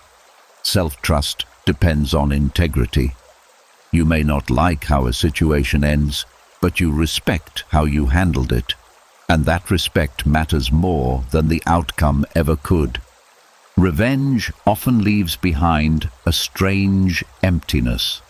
The moment passes, and instead of feeling stronger, you feel exposed. You wonder if you went too far, if you crossed a line, if you became someone you don't recognize. That doubt erodes self-trust quietly. You begin to second-guess yourself, not just in conflict, but in life. Foregoing revenge avoids that erosion. There is nothing to undo, nothing to explain, nothing to justify later. The mind rests easier because it knows you stayed aligned. That ease accumulates. Over time, it becomes a baseline sense of stability. The Stoics believed that self-trust was the foundation of inner peace. If you cannot rely on yourself, no external success will feel secure. You will always be bracing for your own reactions, always wondering what you might do under pressure. That internal uncertainty is exhausting. Foregoing revenge removes that uncertainty. There is also a long-term clarity that comes from this choice. When you know you won't betray yourself for short-term relief, decisions become simpler. You don't need to debate every impulse. You already know the standard. That consistency reduces inner conflict. Life feels less chaotic because you are no longer arguing with yourself internally. Another quiet benefit is emotional recovery. When you don't retaliate, healing begins sooner. Not because the pain disappears faster, but because it isn't complicated by regret. You don't have to process both what happened to you and what you did in response. There is only one wound, not two. Foregoing revenge also sharpens self-respect. You don't need to prove strength through harm. You feel strong because you exercised control. This kind of strength is internal. It doesn't depend on being seen or acknowledged. And because it's internal, it's stable. People who trust themselves are harder to destabilize. They don't panic when things go wrong. They don't rush to defend every slight. They don't overreact to emotional triggers. They know they can handle discomfort without falling apart. That knowledge is grounding. This self-trust also changes how you approach future conflict. You don't fear provocation as much. You don't brace for emotional loss. You know that even if something hurts, you will respond in a way you can live with. That assurance reduces anxiety before it even starts. Foregoing revenge does not mean you never act. It means action comes from clarity, not from injury. Boundaries are set calmly. Distance is created cleanly. Consequences are allowed without bitterness. These actions reinforce self-trust because they are deliberate, not reactive. The Stoics taught that the person you must live with the longest is yourself. If you damage that relationship, no victory will compensate. Foregoing revenge protects that relationship. It preserves the inner dialogue. You don't become someone you need to argue with later. Over time, this creates a deep sense of reliability. You stop wondering who you'll be when things get hard. You already know. That knowledge is calming. It allows you to move through life with less fear of yourself. This is why foregoing revenge is not loss. It is investment. You trade a moment of release for a lifetime of inner stability. You give up the thrill and gain something far more valuable, trust in your own character. And once that trust is solid, it becomes unshakable. No insult can take it. No injustice can steal it. No provocation can override it. Because you have proven again and again that you will not leave yourself behind. And that kind of loyalty is the strongest foundation a person can stand on. When self-trust becomes steady, another shift happens almost without effort. You stop asking how you feel in order to decide how to act. Instead, you begin asking what is appropriate, what is reasonable, what aligns with your deeper nature. This is where the Stoics placed their greatest emphasis, not on emotion, but on nature. Acting according to nature does not mean ignoring feelings. It means understanding what feelings are meant to do and what they are not meant to control. Emotions are signals. They inform you that something matters, but they are not instructions. When emotion becomes the driver, behavior becomes unstable. When nature becomes the guide, behavior becomes consistent. The Stoics believed that human nature is rational, social, and capable of choice. To act according to nature is to act in a way that reflects those qualities, even when emotions surge. Anger may tell you to strike. Fear may tell you to hide. Pride may tell you to dominate. Acting according to nature asks a different question. What response preserves balance? This is where silent power lives. Power that comes from emotion is loud. It demands recognition. It needs reaction to feel real. Power that comes from nature is quiet. It doesn't seek approval. It doesn't need to prove itself. It simply acts in alignment with what sustains order, internally and externally. When you act according to emotion, your behavior changes with your mood. When you act according to nature, your behavior remains stable even when emotions fluctuate. This stability is deeply grounding. It allows others to predict you. More importantly, it allows you to trust yourself. The Stoics observed that emotion narrows perception. It pulls attention inward toward discomfort or desire. Nature expands perception. It considers context, consequence, and proportion. Emotion asks, "How do I feel right now?" Nature asks, "What is the right measure here?" That difference matters. Acting according to nature does not suppress emotion. It contextualizes it. You feel anger, but you don't obey it. You feel fear, but you don't retreat blindly. You feel sadness, but you don't collapse into it. Emotion is allowed to exist without being placed in command. This approach changes how you experience strength. Strength is no longer the ability to overpower or outreact. It becomes the ability to remain appropriate under pressure, to choose proportion instead of excess, calm instead of chaos. That restraint is not passive, it is precise. There is also freedom in this alignment. When emotion rules, you are constantly negotiating with yourself. You question your reactions. You second-guess your words. You replay moments, wondering if you went too far or not far enough. Acting according to nature reduces this inner friction. Decisions feel cleaner. Outcomes feel easier to accept. Nature also brings timing into focus. Emotions push for immediacy. They want resolution now. Nature understands rhythm. It knows when to speak and when to wait, when to act and when to step back. This timing often looks like patience, but it is actually awareness. The Stoics believed that impatience is a form of blindness. It rushes action before understanding has settled.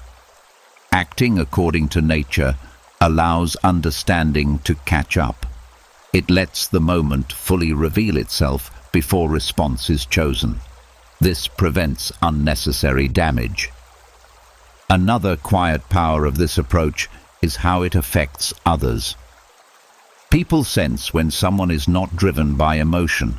There is a steadiness that cannot be manipulated easily. Provocation loses its leverage. Drama runs out of fuel. Even conflict takes on a different tone. Calm behavior sets the temperature of the room. This does not mean you never assert yourself. Acting according to nature includes firmness, boundaries, clear decisions. But these actions come without emotional charge. They are not attempts to win or punish. They are expressions of order. When you act from emotion, the action often outlives the feeling. You deal with consequences long after the impulse has faded. When you act according to nature, the action fits the moment. It doesn't overshoot. It doesn't require cleanup later. That efficiency preserves energy. The Stoics saw nature as a compass, not rigid rules, but guiding principles. Act with reason, act with fairness, act with restraint. These principles do not change based on mood. They provide continuity. And continuity is what creates inner peace. Over time, this way of acting reshapes your inner world. Emotions become less threatening because they are no longer in control. You stop fearing anger, sadness, or fear. You know they will pass through without dragging you with them. That confidence quiets the mind. Acting according to nature also deepens humility. You stop believing that every feeling deserves expression. You accept that not everything needs a response. You recognize that your role is not to dominate every situation, but to participate wisely. This is why the power is silent. It does not need to be seen to be real. It shows up in consistency, in restraint, in clarity, in the absence of regret. When you live this way, people may not always notice what you didn't do. They won't see the words you held back, the reactions you chose not to have, the impulses you refused to follow. But you will know. And that knowing is enough. Because when you act according to nature, not emotion, you stop being dragged through life by feeling alone. You become anchored, present, directed. And that quiet alignment becomes a strength that does not fade, no matter what the moment brings. When acting according to nature becomes familiar, a sharper distinction appears. You begin to see how often people speak of justice while secretly serving something else. Pride, wounded identity, the need to feel superior. This is where justice quietly breaks down, not because it's wrong, but because ego has taken the lead. Justice without ego is rare because ego wants credit. It wants to be seen as right, strong, victorious. It wants recognition for standing up, for calling out, for correcting others. Ego does not seek balance. It seeks affirmation. And once ego enters the picture, justice stops being about what is fair and starts being about who wins. Most conflicts escalate not because justice is unclear, but because ego refuses to step aside. Ego-driven justice is loud. It explains itself repeatedly. It gathers witnesses. It demands agreement. It turns every disagreement into a referendum on worth. The original issue gets buried under tone, posture, and performance. What could have been resolved cleanly becomes a battlefield of identity. Justice without ego looks very different. It is quiet, direct, uninterested in applause. It does not need to humiliate to correct. It does not need to dominate to be firm. It is focused on resolution, not validation. And because it is not fueled by personal image, it is far more effective. The Stoics understood that ego distorts judgment. When your sense of self is on the line, clarity collapses. You stop asking what is right and start asking what protects your pride. That shift is subtle but decisive. From that moment on, the outcome matters less than the appearance of strength. Justice without ego requires something most people avoid: self-separation. The ability to distinguish between "this is wrong" and "I feel wronged." One is about order, the other is about identity. When those two are fused, justice becomes personal, and personal justice almost always overreaches. This is why ego-free justice feels restrained. It doesn't rush, it doesn't exaggerate, it doesn't turn every issue into a moral spectacle. It addresses what needs to be addressed and stops there. No extra damage, no emotional overflow, no need to prove a point beyond what is necessary. That restraint is what makes it effective. People resist ego-driven justice because they feel attacked. Even when the point is valid, the delivery triggers defense. Pride meets pride, and the original issue is lost. Ego-free justice does not provoke the same resistance because it does not threaten identity. It addresses behavior without defining the person by it. This distinction matters deeply. Justice with ego says, "You are wrong." Justice without ego says, "This is not acceptable." One invites battle, the other invites correction. The Stoics believed that justice is a social virtue. Its purpose is harmony, not domination. It exists to restore balance, not to display moral superiority. When justice becomes a performance, it loses its function. When it becomes precise, it regains power. Another reason justice without ego is rare is that it requires inner security. If you need to feel important, being right is intoxicating. If you need validation, winning an argument feels like survival. Ego-free justice is possible only when your self-worth is not dependent on the outcome, when you don't need to look strong to feel strong. This security allows you to act cleanly. You can set boundaries without anger. You can correct without contempt. You can walk away without bitterness. You don't cling to the moment because your identity isn't tied to it. Ego-free justice also knows when to stop. Ego-driven justice never ends. There is always another point to make, another flaw to expose, another victory to secure. Justice without ego ends when balance is restored, or when further engagement would cause more harm than good. Knowing when to disengage is part of its intelligence. This is why ego-free justice often looks understated. It doesn't escalate, it doesn't dramatize, it doesn't seek revenge disguised as fairness. It does what is necessary and then releases the situation. The effectiveness of this approach shows up over time. People may not react immediately, they may not thank you, they may even misunderstand you. But clarity has a way of settling slowly. Boundaries held calmly tend to be respected eventually, not because they were enforced harshly, but because they were consistent. The Stoics trusted this long arc. They believed that character outlasts confrontation, that justice delivered without ego leaves fewer scars, on others and on yourself. It doesn't poison relationships unnecessarily. It doesn't leave you replaying scenes in your mind, wondering if you went too far. Justice without ego also protects your inner life. When ego is absent, there is less emotional residue. You don't carry resentment. You don't relive the exchange. You don't need to justify yourself repeatedly. The issue feels settled internally, even if externally it took time. This is the quiet effectiveness most people overlook.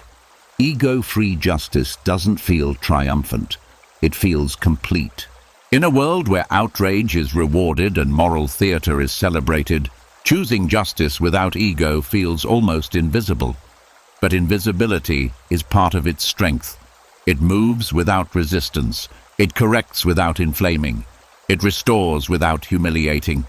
And perhaps most importantly, it leaves you intact. You don't walk away feeling larger than others. You walk away feeling aligned with yourself. That alignment is rare, and that is exactly why it works.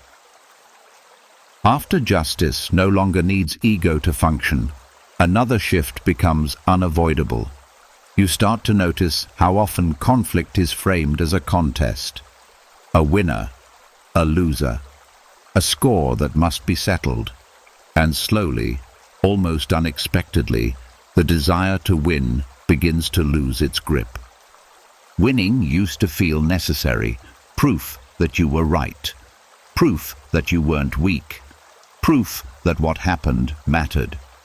But as inner alignment grows, winning starts to feel heavy, expensive, like carrying a trophy you don't actually want to hold anymore. The need to win conflicts is rooted in insecurity, not strength. It comes from the fear of being diminished, overlooked, or invalidated. When that fear is active, every disagreement feels like a threat to identity. The argument is no longer about the issue, it's about survival of self-image. And in that state, peace is impossible. Outgrowing the need to win doesn't happen because you stop caring. It happens because you start caring about something deeper. You care more about clarity than control, more about coherence than dominance, more about inner stability than external victory. Winning a conflict often requires distortion. You simplify the other person, you exaggerate your position, you ignore nuance, you frame things in a way that favors your side. Even when you win, something feels off because the win came at the cost of truth. The Stoics saw this clearly. They believed that truth does not need victory, it needs accuracy.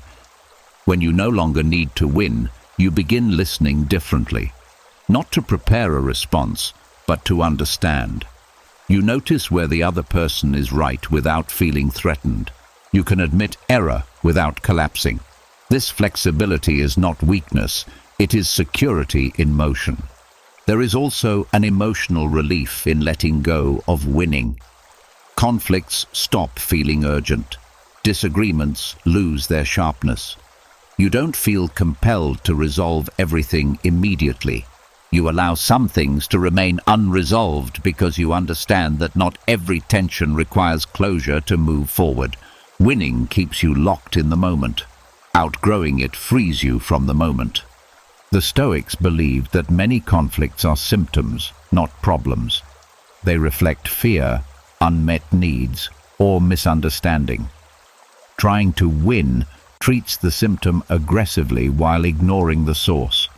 Letting go of winning creates space for resolution, or, when resolution isn't possible, for clean disengagement. Another reason the need to win fades is that you start to see its cost. Winning often escalates conflict instead of ending it. It invites retaliation.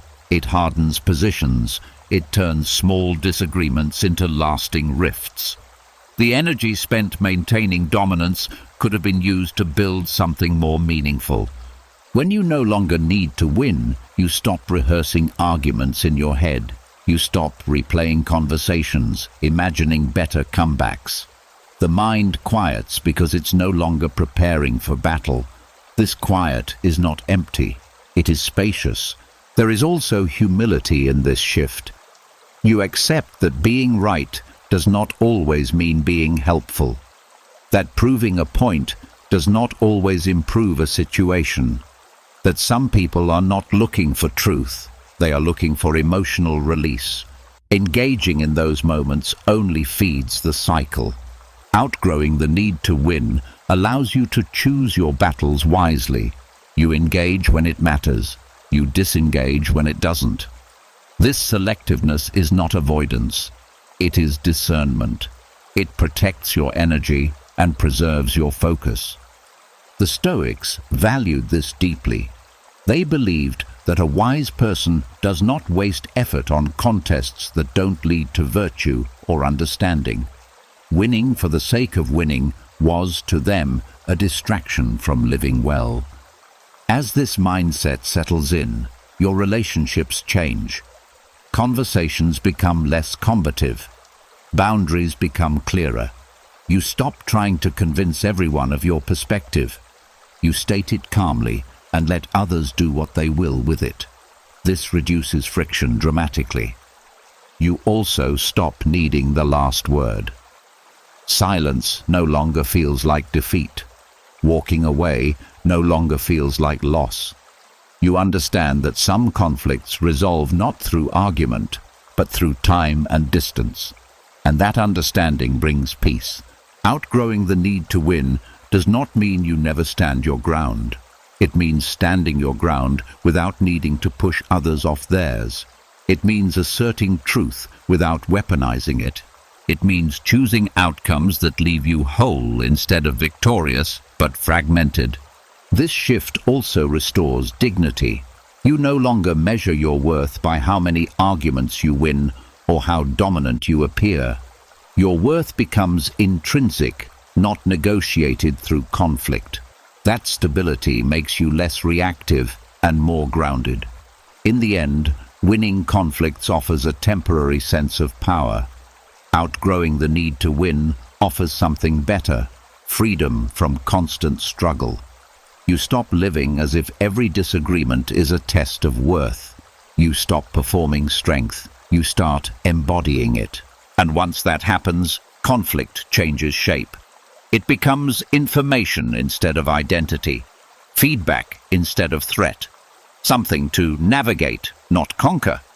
You don't need to win to be secure.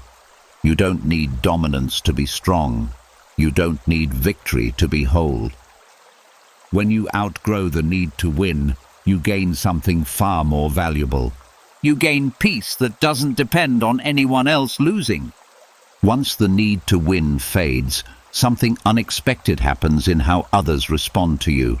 You speak less, react less, explain less. You move through situations without emotional spikes, and instead of being met with calm, you are sometimes met with discomfort, confusion, even hostility. This is when you begin to understand a quiet truth. Self-mastery unsettles those who lack it. Self-mastery doesn't announce itself. It doesn't dominate conversations or correct others loudly. It shows up as steadiness, as restraint, as someone who doesn't take the bait. And for people who rely on emotional chaos to feel powerful, that steadiness feels like a threat. Uncontrolled people depend on reaction. They test boundaries to see what moves you. They provoke to feel alive. They escalate to gain leverage. When someone refuses to react, the usual tools stop working. There is no fuel, no feedback loop, no sense of control. The dynamic shifts, and that shift is uncomfortable. This discomfort is often misinterpreted as disrespect. Why aren't you responding? Why don't you care? Why are you so cold? These accusations are not about you. They are about the loss of influence. When self-mastery enters the room, manipulation loses its grip. The Stoics understood this deeply. They believe that people who are ruled by impulse feel exposed around those who are not. Calm becomes a mirror.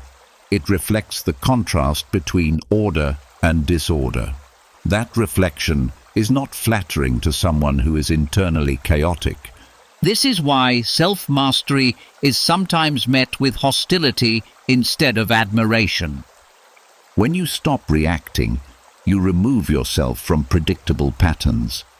The uncontrolled person cannot anticipate your moves because your moves are not driven by emotion. This unpredictability feels destabilizing to someone who depends on emotional scripts. They may escalate behavior to provoke a response. They may label you difficult. They may accuse you of being detached or superior. These reactions are attempts to restore the old dynamic. Self-mastery threatens because it exposes a choice others avoid making. It shows that calm is possible, that restraint is learnable, that chaos is not inevitable. For someone who has built their identity around emotional expression or dominance, this implication feels dangerous. If self-control is possible, then lack of it becomes a responsibility, not a personality trait. The Stoics did not see this as a reason to soften their practice. They saw it as confirmation of its power. When your behavior no longer feeds dysfunction, dysfunction reacts. Not because you attacked it, but because you stopped participating. This can be isolating. People who thrived on your reactions may drift away. Conversations may change. Some relationships may lose intensity or fall apart. This is not failure, it is filtration. Self-mastery clarifies who was connected to you and who was connected to your availability. There is also a deeper layer. Self-mastery removes the hierarchy that uncontrolled people rely on. They cannot dominate you emotionally. They cannot pull you into urgency. They cannot dictate the tone. The playing field levels, and for those accustomed to control, equality feels like loss. The Stoics believe that true power does not need enforcement. It emerges naturally when someone is internally ordered. Others sense it. Even if they resist it, they feel it. That feeling often comes out as irritation or dismissal. But beneath that is recognition. This is why self-mastery often attracts respect over time, even from those who initially resist it. Calm consistency is hard to ignore. It doesn't fluctuate. It doesn't argue. It simply remains. Over time, people adjust or fall away. Self-mastery also protects you from internalizing these reactions. You don't take the discomfort of others personally. You understand its source. You don't rush to reassure. You don't lower your standards to make others comfortable. You allow them to feel what they feel without absorbing it. This is where inner peace deepens. You stop managing other people's emotions. You stop explaining your calm. You stop justifying your restraint. You let your behavior speak for itself. The Stoics knew that not everyone will welcome your growth. Some people preferred the old version of you, the reactive one, the available one, the predictable one. That version was easier to control. Outgrowing it can feel like betrayal to those who benefited from it. But growth is not betrayal. It is alignment. Self-mastery does not seek to threaten anyone. It simply refuses to be pulled into disorder. And in a world where many people are governed by impulse, that refusal stands out sharply. If others feel threatened by your calm, that is not a sign to abandon it. It is a sign that it is working. You are no longer feeding chaos. You are no longer available for manipulation. You are no longer predictable through emotion. And that kind of presence is rare. Not because it is aggressive, but because it is unmovable. Self-mastery doesn't shout, it doesn't compete, it doesn't dominate, it simply stands. And for those who live in constant internal noise, that silence can feel louder than any attack. After seeing how self-mastery unsettles the uncontrolled, another pattern becomes impossible to ignore. The moments when revenge feels most tempting are often the moments when inner peace feels far away, not lost forever, just unreachable. And revenge steps in with an offer that sounds convincing in pain. Let someone else fix this feeling. This is what revenge really is, an attempt to outsource inner peace. When something hurts deeply, the mind searches for relief, not understanding, not growth, relief. Revenge presents itself as a shortcut. It promises that if the other person suffers, balance will return. That if they feel what you felt, the knot inside you will loosen. But this promise hides a dangerous assumption that your peace is located somewhere outside you. Revenge shifts responsibility. It says, I cannot feel okay until they pay. Your calm becomes conditional, dependent, delayed, and the longer you wait for someone else to fix what you feel, the more power you hand over. The Stoics saw this clearly. They believed peace cannot be taken or given. It can only be practiced. When you seek revenge, you are quietly admitting that your inner state is controlled by external events. That admission alone creates vulnerability. Now, your well-being depends on outcomes you cannot fully control. This is why revenge rarely delivers what it promises. Even when retaliation lands perfectly, the relief is unstable. The mind quickly asks for more recognition, more validation, more proof that the score is settled. Because the original problem was never external imbalance, it was internal disturbance. And external actions cannot permanently resolve internal unrest. Revenge is appealing because it feels active. It gives the illusion of movement when you feel stuck. But activity is not the same as progress. You can be very busy emotionally while going nowhere psychologically. Revenge keeps you focused on the offender, not on healing. It extends the relationship instead of ending it. This is the hidden cost. When you seek revenge, you remain in dialogue with the person who hurt you, even if you never speak to them again. Your thoughts orbit them. Your emotions react to imagined responses. Your sense of peace waits on their downfall. They may be absent, but they are still central. Inner peace cannot grow in that arrangement. The Stoics believe that peace begins when attention returns home.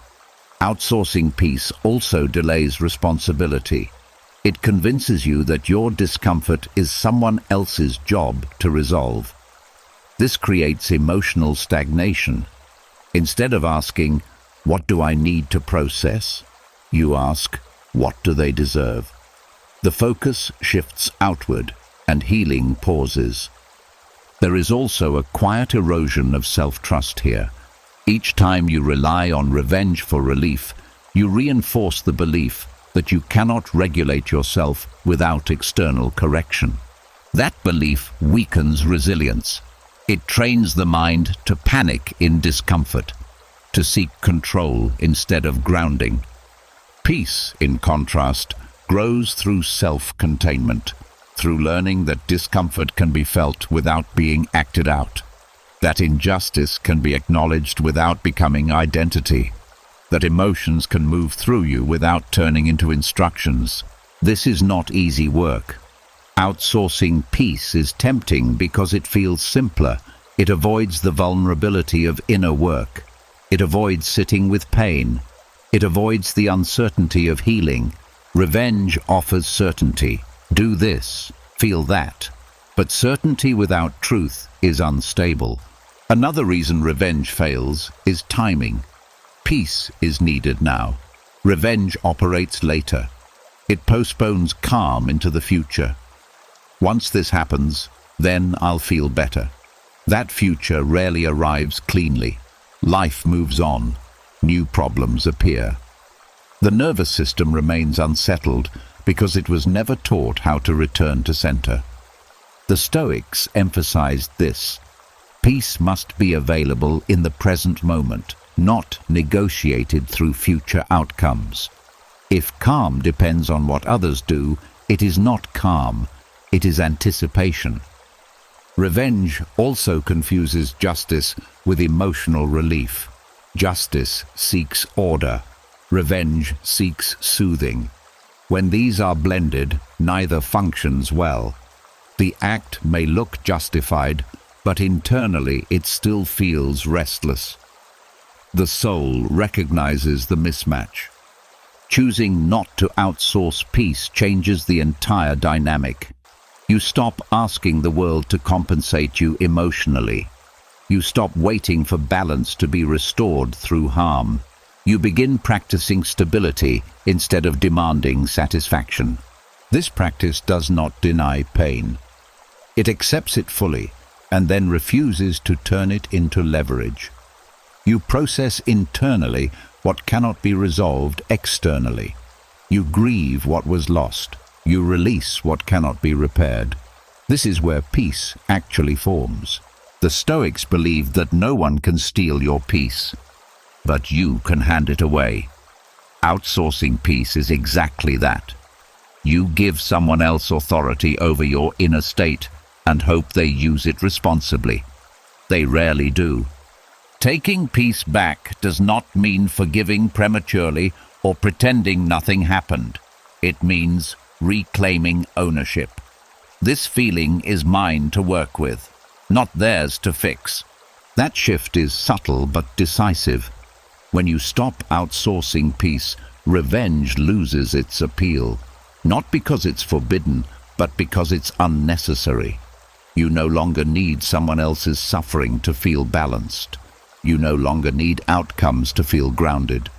You learn how to settle yourself. And once you can do that, inner peace stops being a reward you chase. It becomes a skill you carry, one no one else needs to give you. Once you stop outsourcing inner peace, a strange reaction begins to appear in the world around you. You stay calm, and instead of things settling down, tension rises. Voices get louder, accusations sharpen, people push harder. This is when you realize something unexpected. Calm is not passive. Calm is disruptive. Escalation is familiar. It follows a script everyone knows. One voice rises, the other follows. Emotion meets emotion. Conflict expands. In escalation, everyone understands their role. There is movement, noise, and a sense that something is happening. Calm interrupts that script, and interruptions make people uncomfortable. Staying calm removes the expected fuel. Most emotional dynamics depend on feedback. Anger looks for resistance. Drama looks for reaction. Provocation looks for proof that it landed. When you escalate, you confirm the pattern. You participate. You validate the emotional exchange. Calm does the opposite. It withholds confirmation. And when confirmation is missing, the dynamic collapses or exposes itself. This is why calm often feels more threatening than aggression. Escalation allows people to justify their behavior. They were angry, so I got angry. Calm removes that excuse. When one person remains steady, the contrast becomes obvious. Emotional outbursts lose their camouflage. The behavior stands alone, unsupported by mutual chaos. That exposure is deeply unsettling for someone who relies on escalation to feel justified. The Stoics understood this well. They believed that calm reveals truth faster than confrontation ever could. When you don't mirror intensity, you create a clear surface. Others see themselves reflected more honestly. And not everyone likes what they see. Staying calm also shifts the power dynamic. Escalation feels powerful because it dominates the moment. It fills space. Calm, however, controls the pace. It slows things down. It introduces silence where noise was expected. This change in rhythm puts you in control of timing, and timing is often more powerful than volume. People who escalate are usually trying to force resolution through pressure. Calm refuses that pressure. It says, "I will not be rushed into reaction." That refusal alone is destabilizing to someone who depends on urgency to maintain influence. There is also a psychological disruption at work. When someone expects resistance and receives neutrality, their mind scrambles to recalibrate. They may repeat themselves, intensify their tone, accuse you of not caring. These are attempts to restore the old pattern. Calm blocks each attempt without confrontation. This doesn't mean calm solves everything immediately. Sometimes it makes things worse before they get better. But what it does consistently is remove false momentum. Escalation often creates the illusion of progress while deepening the problem. Calm strips the situation down to its core. Another reason calm is disruptive is that it forces responsibility back onto the other person. When you don't react emotionally, they can't blame you for the intensity. They have to carry their own feelings without external validation. That is uncomfortable for people who use conflict to regulate themselves. The Stoics believed that many conflicts are emotional self-regulation failures disguised as moral issues. Calm exposes this. It reveals when someone is not seeking resolution, but release. And when release is denied, the real issue surfaces. Staying calm also protects your inner clarity. Escalation narrows perception. Calm widens it.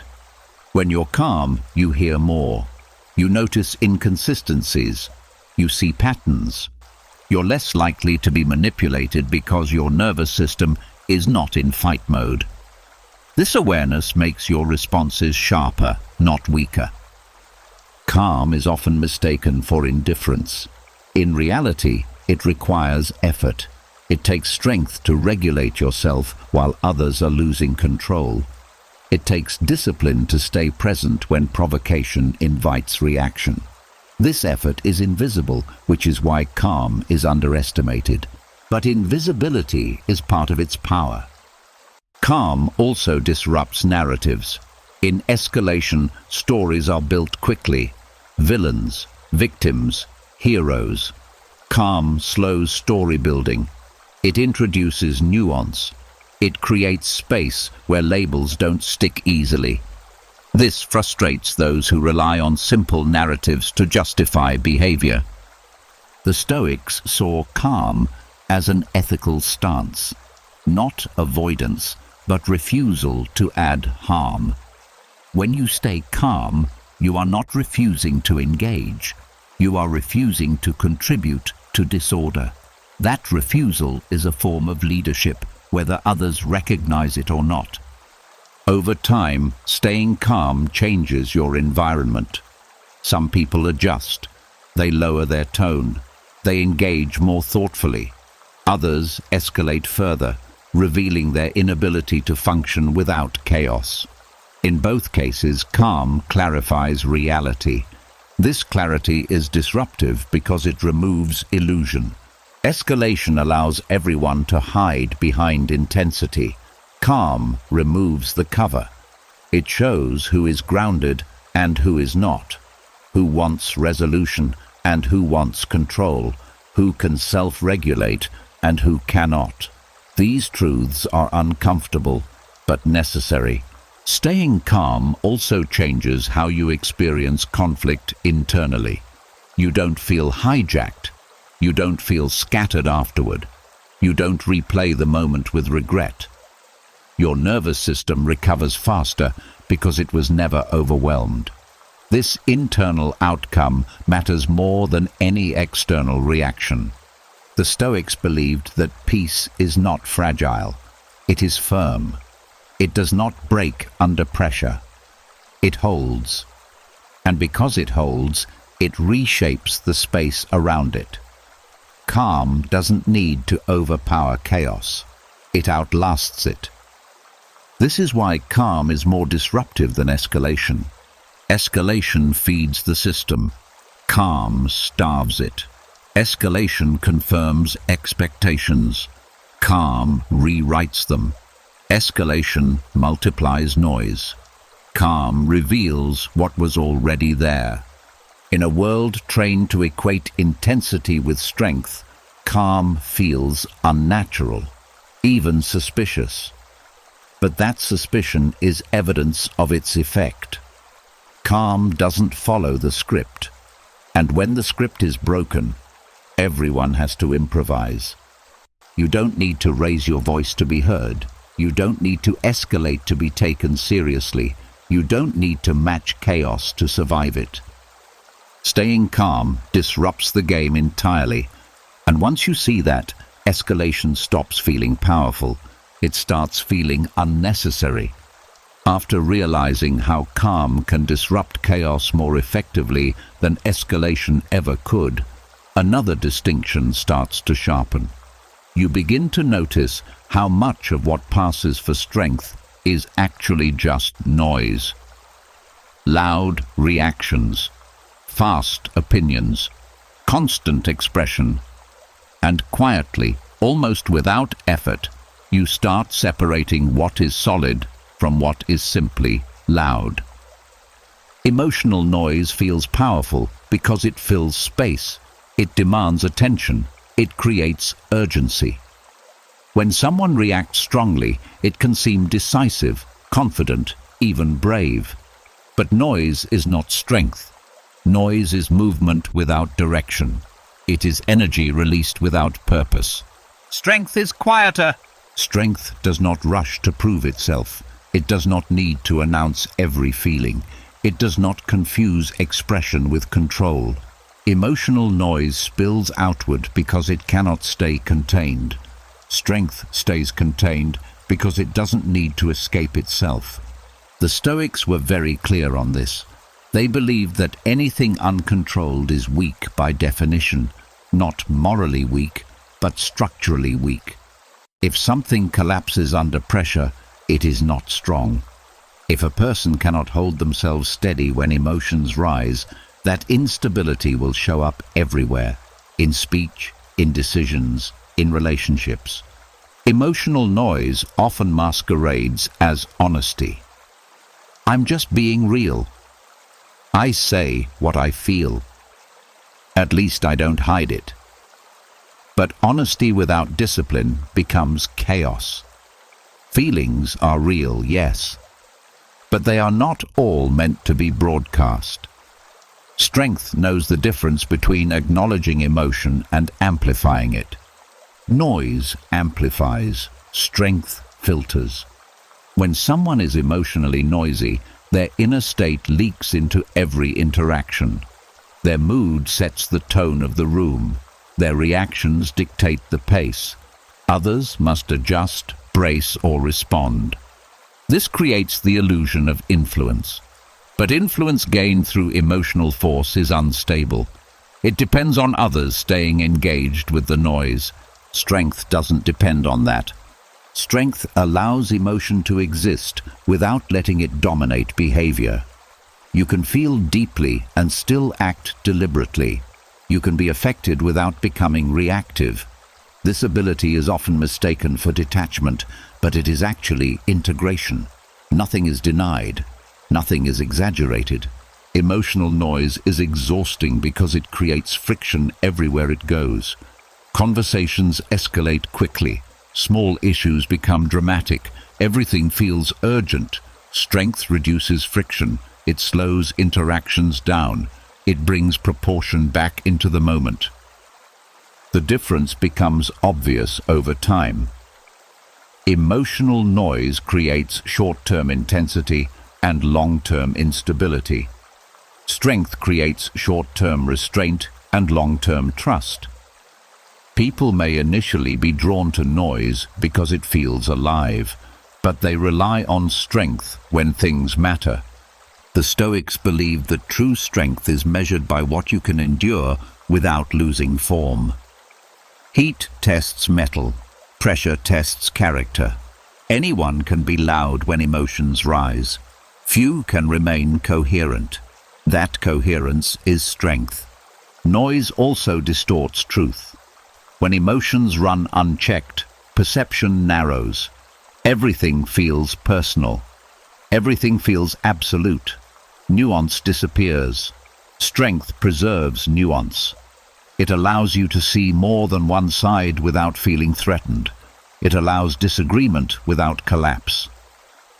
Another key difference is aftermath. Emotional noise leaves residue. Regret, apologies, explanations, repair. Strength leaves fewer traces. When you act from steadiness, there is less to undo later. The situation may still be difficult, but your inner world is not damaged by how you handled it. This matters more than people realize. Many people spend their lives cleaning up after their reactions, fixing what they said, managing impressions, repairing trust. This constant maintenance drains energy. Strength conserves it. You move forward instead of circling back. Emotional noise also creates dependency. People who rely on expression for relief need constant outlets. They vent to regulate. They escalate to feel heard. They react to feel alive. Strength develops internal regulation. You don't need the world to absorb your emotions for you. You can process without spectacle. The Stoics saw this as freedom.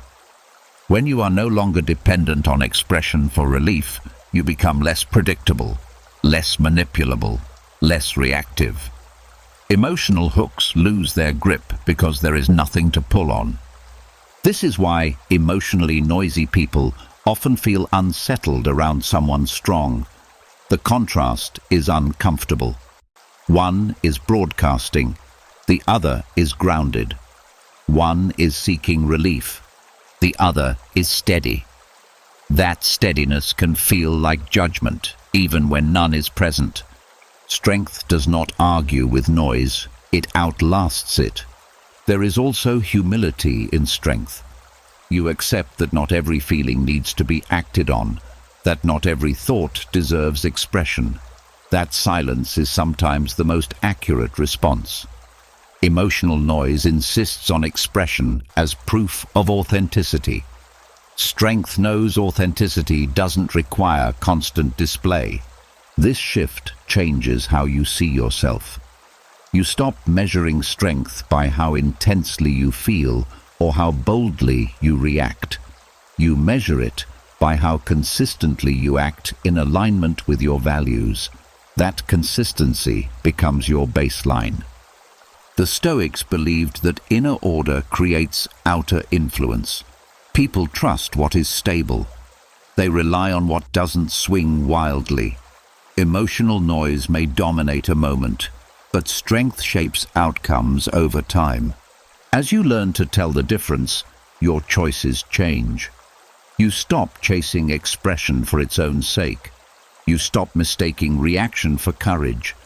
You stop confusing volume with authority. You begin valuing composure more than release. And something surprising happens. Life feels calmer, but not dull. Clearer, but not empty. You feel less pressure to perform and more capacity to choose. You don't need to be the loudest presence to be effective. You don't need to be emotionally intense to be real. Strength doesn't need to be heard to be felt. It shows up in restraint, in proportion, in the ability to stay steady while everything else moves. And once you recognize that, emotional noise loses its appeal, because you finally see it for what it is, not power, just sound. Once you can tell the difference between strength and emotional noise, another pattern becomes clear. Emotional noise doesn't just make moments louder, it keeps moments alive longer than they should be. This is where retaliation reveals its deepest cost. It doesn't end pain, it preserves it. Retaliation feels like closure, but it is actually a contract with the past. When you retaliate, you return to the moment that hurt you and extend it. You keep the scene open. You replay it, reshape it, add new lines to it. The event no longer belongs to yesterday. It follows you into today. What should have been an experience becomes a reference point. Your behavior is no longer guided by the present, but by something that already happened. This is how retaliation chains you to the past. The mind tells a convincing story here. It says that by responding, you are resolving something, that you are correcting the imbalance, that you are reclaiming power. But look closely at what actually happens. Your thoughts circle the same event. Your emotions remain attached. Your energy stays invested. You are still living in reaction to something that should have ended. The past only has power when it is given motion. Retaliation gives it motion. The Stoics believed that time moves forward whether you do or not. When you retaliate, you stop moving while time keeps going. You remain emotionally stationed at an old wound while life continues elsewhere.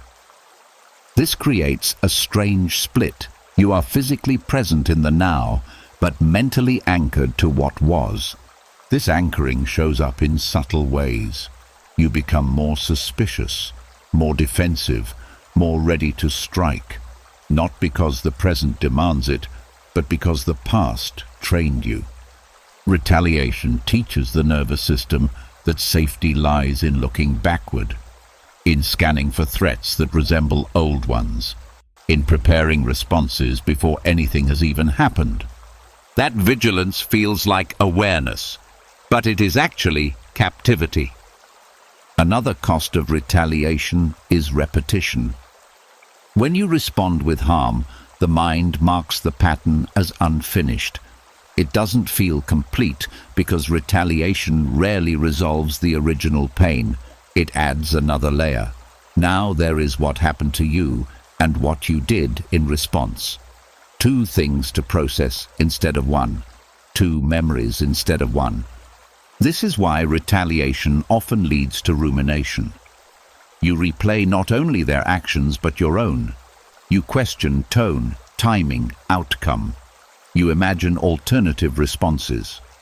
The moment multiplies instead of dissolves.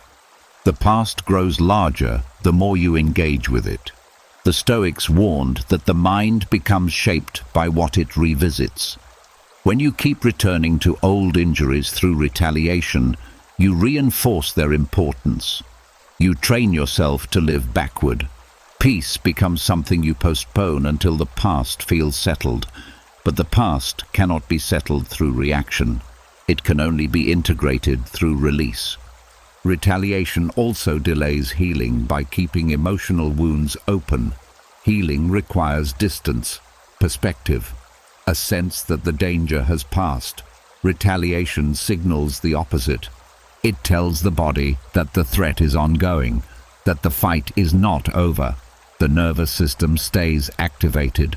Calm cannot take hold in a system that believes it is still under attack. This is why even successful retaliation often leaves people restless. The external exchange may be over, but internally nothing has settled. The past is still active, still relevant, still influencing behavior. Letting go feels risky because the mind confuses release with vulnerability. It fears that if you stop responding, the past will repeat itself. But the opposite is true. Retaliation teaches repetition. It keeps patterns alive. Release breaks them. The Stoics believed that freedom is not the ability to respond to every offense, but the ability to leave offenses behind, not through denial, but through clarity. You acknowledge what happened, extract the lesson, and then refuse to live there anymore. Retaliation refuses to leave. It builds a home in the past. there is also a hidden identity cost. When you retaliate repeatedly, you begin defining yourself by what happened to you. You become the person who was wronged, the person who must respond, the person whose behavior is shaped by old injuries. The future narrows because the past occupies so much space. Releasing retaliation creates room for new experiences that are not filtered through old pain, room for responses that are chosen, not rehearsed, room for a present moment that does not need to prove anything to yesterday. The Stoics were clear: the past has no authority unless you grant it one. Retaliation is one of the most common ways people grant that authority without realizing it. They believe they are acting in strength, when in reality they are reinforcing attachment. Letting go does not mean forgetting. It means refusing to keep the wound active through behavior. It means allowing time to do what reaction never can: soften the edges, restore proportion, and place the event where it belongs. In the past, when you stop retaliating, the chain loosens. You stop dragging old moments into new days. You stop answering questions that are no longer being asked. You stop living in response to something that no longer exists. And slowly, something shifts. The past begins to feel like history instead of destiny, memory instead of momentum, information instead of instruction. That is when freedom begins to feel real, Not because nothing bad ever happened. but because it no longer decides what happens next. When retaliation loosens its grip on the past, another burden becomes visible. Not the event itself, but what you picked up afterward. The bitterness, the resentment, the emotional residue that was never yours to begin with. This is where the Stoics drew a clear line between what happens to you and what you agree to carry.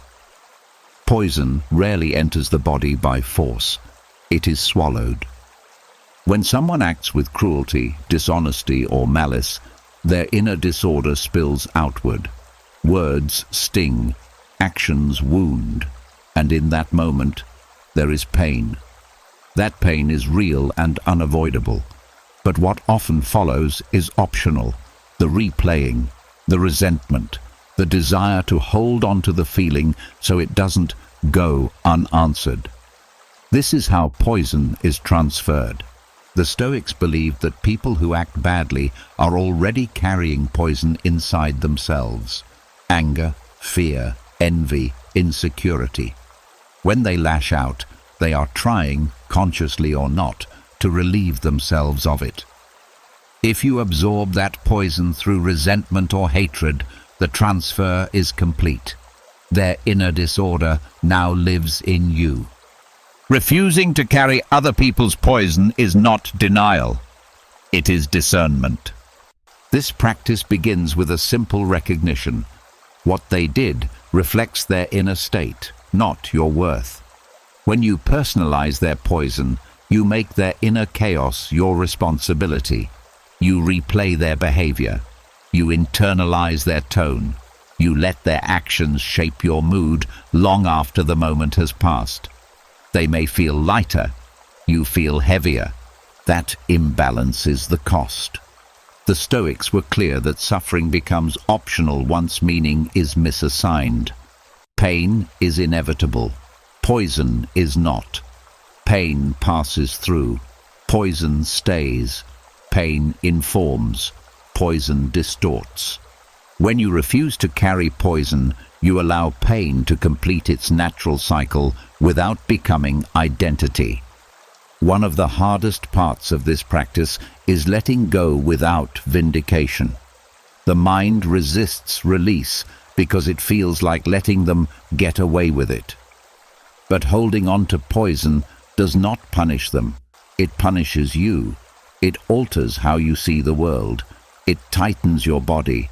It narrows your trust. It follows you into unrelated moments. Poison spreads quietly.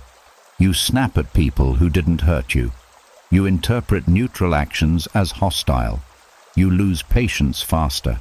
You stop feeling safe in places that once felt neutral. This is how one person's poison infects entire areas of your life. The original event is long gone, but its residue remains active. The Stoic refusal is firm and deliberate. It says, "I will not become a storage place for someone else's toxicity. I will not keep reliving what they have already shown me. I will acknowledge the harm, learn what I need to learn, and then set it down." This does not require forgiveness on a timeline. Forgiveness may come later, or not at all. The Stoics were not sentimental. They were practical. You can refuse poison without absolving the source. You can move on without excusing behavior. Release is not agreement. It is self-preservation. Another key part of this practice is recognizing how poison disguises itself as vigilance. I'm just being careful now. I've learned my lesson. Sometimes that's true. Often it's bitterness wearing protective language. True caution is calm. Poison is sharp. One keeps you safe, the other keeps you tense. The Stoics trained themselves to notice this difference internally. Does this thought make me clearer or more rigid? Does it help me respond wisely or keep me reactive? Poison always tightens. Clarity opens. Refusing poison also restores emotional economy. You stop spending energy on people who no longer deserve access to your inner world. You stop rehearsing arguments that will never happen. You stop feeding emotions that have no productive outlet. That energy returns to you. Life feels lighter, not because it is easier, but because you are not carrying extra weight. There is also dignity in this refusal. You don't need to announce it. You don't need to justify it. You simply stop participating in the emotional aftermath. The Stoics believed that dignity is preserved through self-command, not through domination. Letting go quietly is often the strongest statement you can make. Over time, this practice changes how you experience conflict. You recover faster. You don't ruminate as long. You don't carry the encounter into unrelated parts of your life. You become harder to poison because you recognize it sooner. This doesn't mean nothing affects you. It means fewer things linger.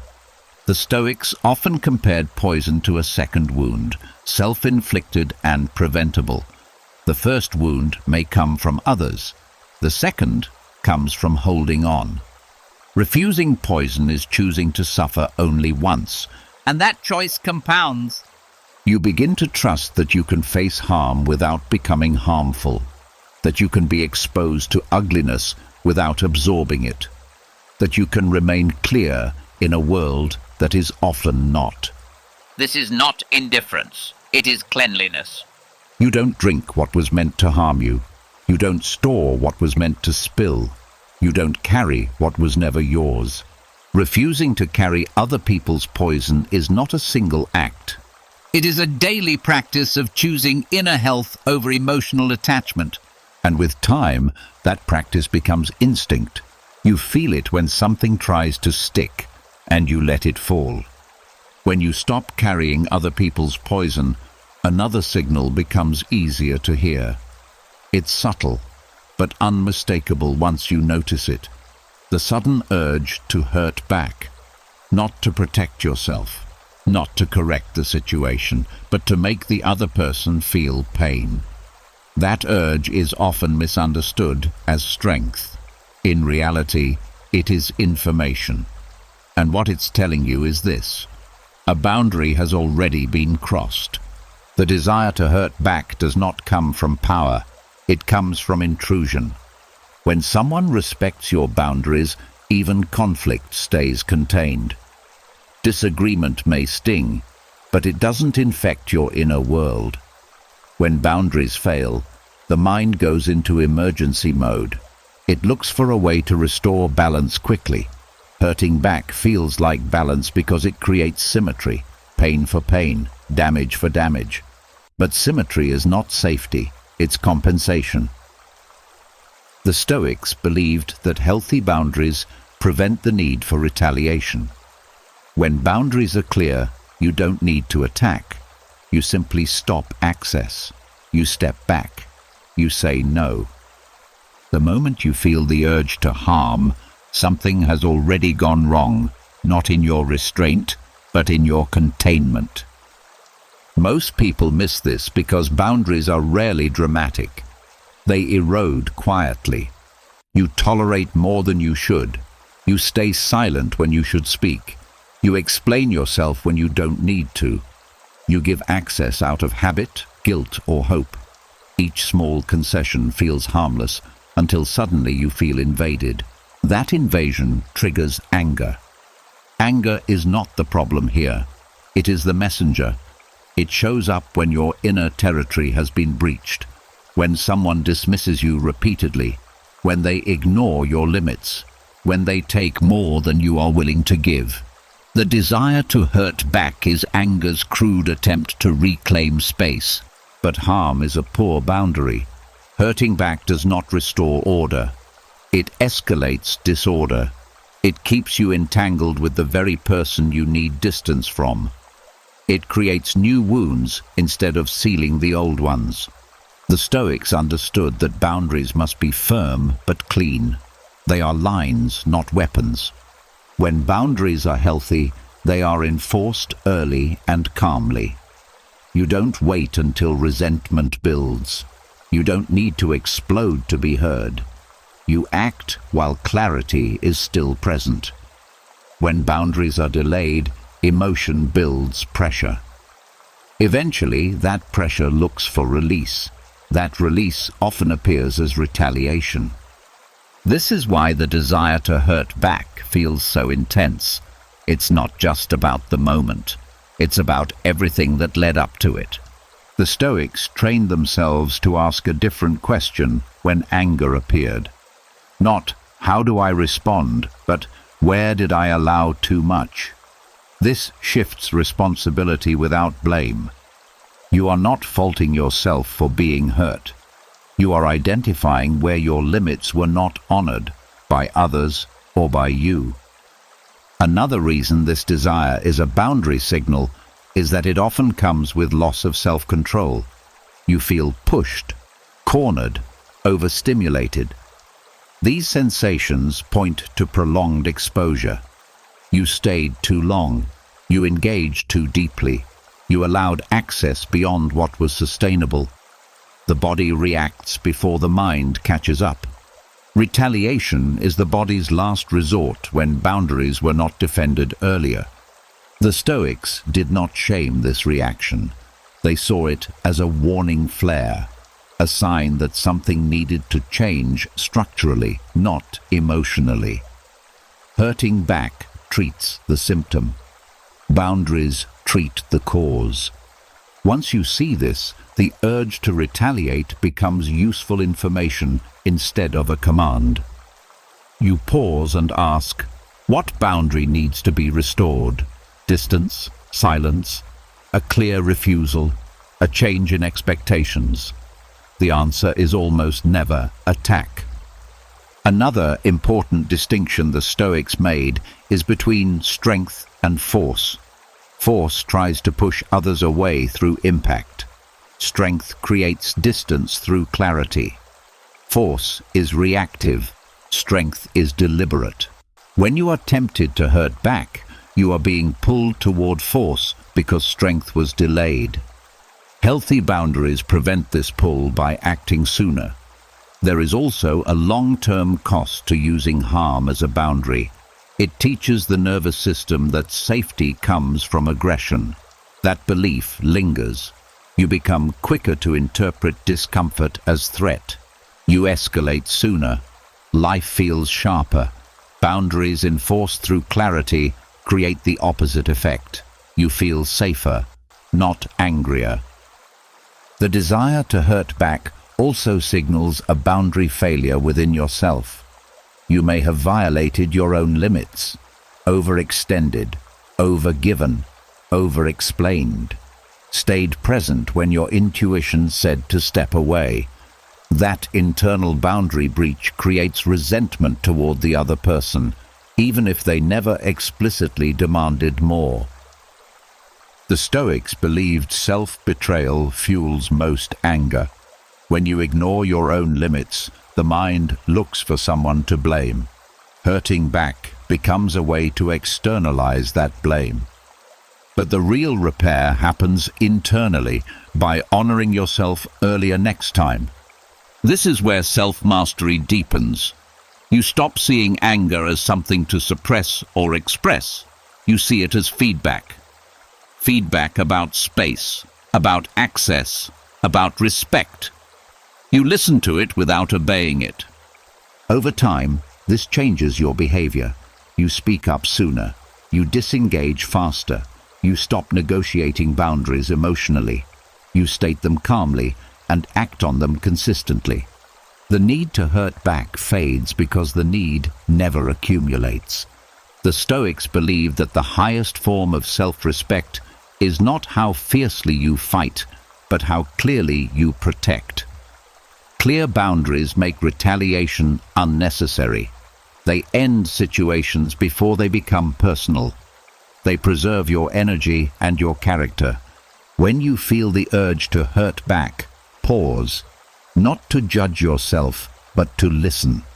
That urge is telling you something important, not about the other person, but about where you allowed too much, too long. Fix that, and the urge dissolves. You don't need to hurt to reclaim space. You don't need to damage to restore balance. You don't need revenge to feel safe. You need boundaries that are honored early and enforced cleanly. And once those are in place, anger stops shouting. Because it no longer has to. Once you recognize that retaliation often rises from unprotected boundaries, another habit quietly loosens its hold. The need for closure, the urge to have the last conversation, the explanation, the apology, the moment where everything is finally acknowledged and put neatly to rest. That moment feels necessary, until you realize how often it never comes. The desire for closure is understandable. The mind wants order. It wants a clean ending. It wants to make sense of what happened so it can move on. But many situations do not offer clarity. People disappear. Conversations end abruptly. Accountability never arrives. And if your peace depends on someone else providing closure, your peace stays suspended. This is where freedom begins, when you stop waiting. The Stoics understood that closure is an internal act, not an external event. Waiting for someone else to explain themselves keeps you tied to their inner world. You replay their words. You guess their motives. You imagine conversations that never happen. All of this keeps the relationship active, even in absence. Not needing closure ends that loop. The need for closure often disguises itself as maturity. I just want to understand. Sometimes that's true. Often it's the mind searching for relief from uncertainty. But uncertainty is not the enemy. Attachment to resolution is. When you insist on understanding everything, you give past events ongoing authority over your present state. The Stoics believed that some things are not meant to be fully understood, not because they are profound, but because they are disordered. People act from confusion, fear, or impulse. Trying to extract logic from that chaos is exhausting. Letting go is not ignorance, it is efficiency. There is also a subtle power shift that happens when you stop needing closure. You reclaim authorship. You no longer wait for permission to move on. You no longer grant others the role of narrating your experience. You decide when something ends internally, even if it ended poorly externally. This decision feels uncomfortable at first. The mind protests. It says you're avoiding something, that you're unfinished. But over time, you realize that peace does not require answers. It requires acceptance of what is. Not needing closure does not mean pretending nothing mattered. It means accepting that some chapters end without explanation, that some people will never see their impact, that some harm will never be acknowledged, and still choosing to step forward. This is not resignation, it is release. When you stop chasing closure, the mental energy tied up in "what if" returns to you. You stop replaying conversations. You stop drafting messages you'll never send. You stop hoping for a response that will finally make it make sense. The mind quiets because it is no longer waiting. The Stoics valued this quiet deeply. They believed that freedom is not the absence of conflict, but the absence of dependence on outcomes you cannot control. Closure given by others is outside your control. Closure chosen by you is not. Another overlooked benefit is emotional recovery. When you don't need closure, healing speeds up. Not because pain disappears faster, but because it's not constantly reopened. Each attempt to resolve with someone who cannot or will not meet you reactivates the wound. Letting go allows it to scar naturally instead of being picked at repeatedly. There is also dignity in this choice. You don't beg for understanding. You don't chase explanations. You don't demand recognition of your pain. You honor it privately and move on publicly. That dignity protects your self-respect far more than any forced conversation ever could. The Stoics believed that not everything needs to be said to be complete. Silence can be an ending. Distance can be an answer. Time can be resolution. This doesn't mean you never seek clarity when it's available and healthy. It means you don't make your peace dependent on it. You stop confusing explanation with healing. Healing happens when you stop reopening the door. Freedom appears the moment you accept this truth. Some stories end mid-sentence, and life continues anyway. When you no longer need closure, the past loses its grip. You stop negotiating with memory. You stop waiting for someone else to validate your experience. You stop delaying peace for a conversation that may never come. You choose to close the chapter yourself.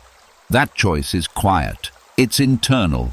No one applauds it, but it changes everything. You move forward lighter.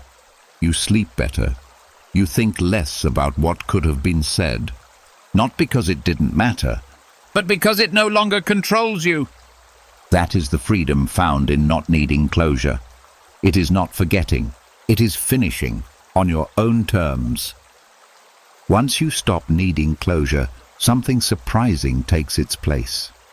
Not indifference, not coldness, but space. And inside that space, a different kind of strength becomes possible. Grace. Grace is often misunderstood. It's seen as softness, as passivity, as letting things slide. But in reality, grace is one of the most dominant positions you can occupy. Not because it overpowers others, but because it removes you from the struggle altogether. Most power games depend on reaction, on escalation, on emotional leverage. Grace refuses all three. When you respond with grace, you do something unexpected. You don't deny what happened. You don't minimize harm. You simply refuse to let the event turn you into someone smaller, sharper, or more bitter. That refusal changes the entire dynamic. The other person loses their influence not because you defeated them, but because you no longer need to engage on their terms. This is where grace becomes dominance. Dominance is usually imagined as control over others. But the Stoics saw dominance differently. To them, the highest form of dominance was self-command. If you cannot be provoked, you cannot be controlled. If you cannot be baited, you cannot be dragged. Grace is the visible expression of that control. Grace disarms because it breaks expectations. People expect retaliation, defense, explanation, or withdrawal. When you offer calm, dignity, and restraint instead, the script collapses. There is nothing to push against, no emotional handle to grab. The interaction loses momentum. This doesn't mean grace is silent submission. Grace can say no. It can walk away. It can enforce boundaries. But it does so without bitterness, without spectacle, without the need to humiliate. That cleanliness is what makes it powerful. The Stoics believed that grace is rooted in perspective. When you see human behavior clearly, fear, ignorance, insecurity, you stop needing to punish it. You don't excuse it. You simply stop personalizing it. That emotional distance is not weakness, it is elevation. Grace also protects your inner world. When you act with grace, you don't leave behind emotional debris. No regret, no replaying, no self-criticism. You don't need to justify yourself later because your behavior already aligns with who you want to be. That alignment creates quiet confidence, and quiet confidence unsettles people far more than aggression ever could. People know how to respond to anger. They escalate, retreat, or counterattack. Grace gives them no clear move. It doesn't challenge directly, but it doesn't submit either. It stands calmly outside the conflict. That position is difficult to penetrate. This is why grace often ends power struggles faster than force. Power struggles require two participants. Grace withdraws participation without retreating from dignity. The contest dissolves because there is no longer an opponent. The Stoics understood that many conflicts persist because both sides need to feel right. Grace removes that need. You don't compete for moral superiority. You don't need acknowledgement. You act correctly and move on. That is dominance without domination. There is also a long-term effect. People remember how you made them feel when you had the chance to strike and didn't. That memory lingers. It creates respect, even if it's never expressed. Not admiration, respect. The kind that comes from witnessing restraint. Grace also changes how you experience strength internally. You stop equating power with intensity. You stop needing emotional highs to feel solid. Your strength becomes stable, not situational. It doesn't rise and fall with interactions. That stability is hard to challenge. Importantly, grace does not mean staying in harmful situations. It does not mean endless tolerance. Grace can walk away permanently. It can close doors. It can disengage fully. The difference is that it does so without poison, without dragging the past forward, without needing to prove anything. This is where grace becomes a form of dominance over time. You don't need to monitor outcomes. You don't watch for regret. You don't wait for validation. You know you acted from clarity. That knowledge is grounding. The Stoics believed that acting well is its own reward, not because it feels good immediately, but because it preserves inner order. Grace preserves that order better than any aggressive response ever could. Over time, grace simplifies life. Fewer enemies, fewer entanglements, fewer emotional debts. You stop accumulating unfinished business. You move through situations cleanly, leaving little behind. This cleanliness is power. In a world that thrives on reaction, outrage, and spectacle, grace stands apart. It doesn't argue. It doesn't perform. It simply remains composed. And that composure becomes unmistakable. Grace does not shout dominance. It demonstrates it. You are not ruled by impulse. You are not driven by ego. You are not trapped in response. You act, then you release. That release is not loss. It is authority over yourself. And there is no stronger position than that. After grace replaces struggle, the battlefield disappears. No audience, no opponent, no moment to prove anything. What remains is quieter and more demanding. The space where no one is watching, where there is no reaction to manage, no reputation to defend, no external pressure shaping your choices.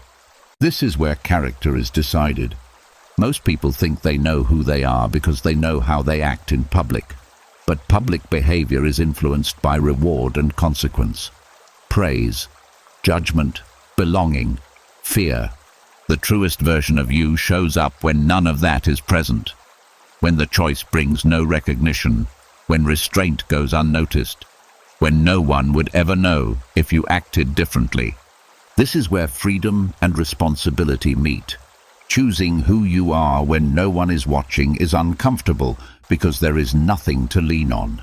No applause for doing the right thing, no punishment for doing the wrong one, just you and the quiet awareness of what you chose. That awareness is powerful. It remembers. The Stoics believed that the soul is always watching, even when the world is not. They taught that integrity is not built through performance, but through consistency. Not who you are when it's convenient, but who you are when it costs you something internally. When no one is watching, shortcuts are tempting. Bitterness can be indulged. Resentment can be rehearsed. Cruel thoughts can feel justified. You can imagine revenge without consequence. You can rewrite events to favor your ego.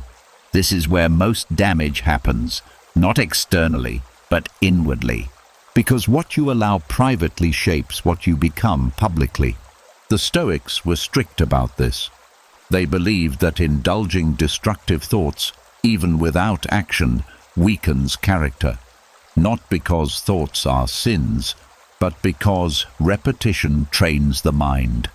What you rehearse internally becomes familiar. What becomes familiar becomes accessible. And what becomes accessible eventually becomes behavior. Choosing who you are in private is choosing what kind of mind you live in. This is why self-mastery deepens away from the spotlight. It's easy to appear calm in front of others. It's harder to remain calm in solitude when anger resurfaces without interruption. It's easy to forgive outwardly. It's harder to stop replaying offenses internally. That inner work has no witnesses, but it has consequences. When you choose restraint privately, something strengthens quietly. You don't feel dramatic pride. You feel alignment, a sense that nothing inside you is being hidden or negotiated. That alignment reduces inner conflict. You stop arguing with yourself. You stop justifying your own thoughts. There is also relief in this honesty. You don't need to maintain a split between who you appear to be and who you are. You don't need to manage contradictions. Life becomes simpler when your internal standards match your external behavior.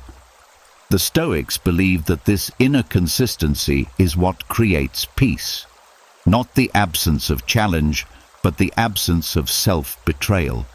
Choosing who you are when no one is watching also frees you from dependence on validation. When your standards are internal, approval becomes optional. You don't need to be seen to feel solid. You don't need agreement to feel right. That independence is stabilizing. It also protects you from hypocrisy. You stop demanding from others what you don't practice yourself. You stop judging behaviors you secretly indulge. Your perspective becomes cleaner because it's not distorted by guilt or self-deception. This choice also affects how you recover from pain. When you choose dignity in private, Healing accelerates. You're not reopening wounds through constant mental replay. You're not feeding resentment to feel justified. You allow pain to pass without turning it into identity. Over time, this private discipline becomes instinct. You no longer need to monitor yourself closely. Your thoughts settle more easily. Emotional spikes shorten. You trust yourself more because you've seen how you behave when nothing is at stake externally. The Stoics often reminded themselves that the only person they must live with forever is themselves. Public mistakes fade, reputations change, but the relationship you have with your own mind is constant. Pollute it, and life becomes heavy. Care for it, and life becomes workable, even when it's hard. Choosing who you are when no one is watching is not about moral perfection. It's about direction, about consistently leaning toward clarity instead of indulgence, toward restraint instead of rehearsal, toward integrity instead of justification. This choice is made in small moments.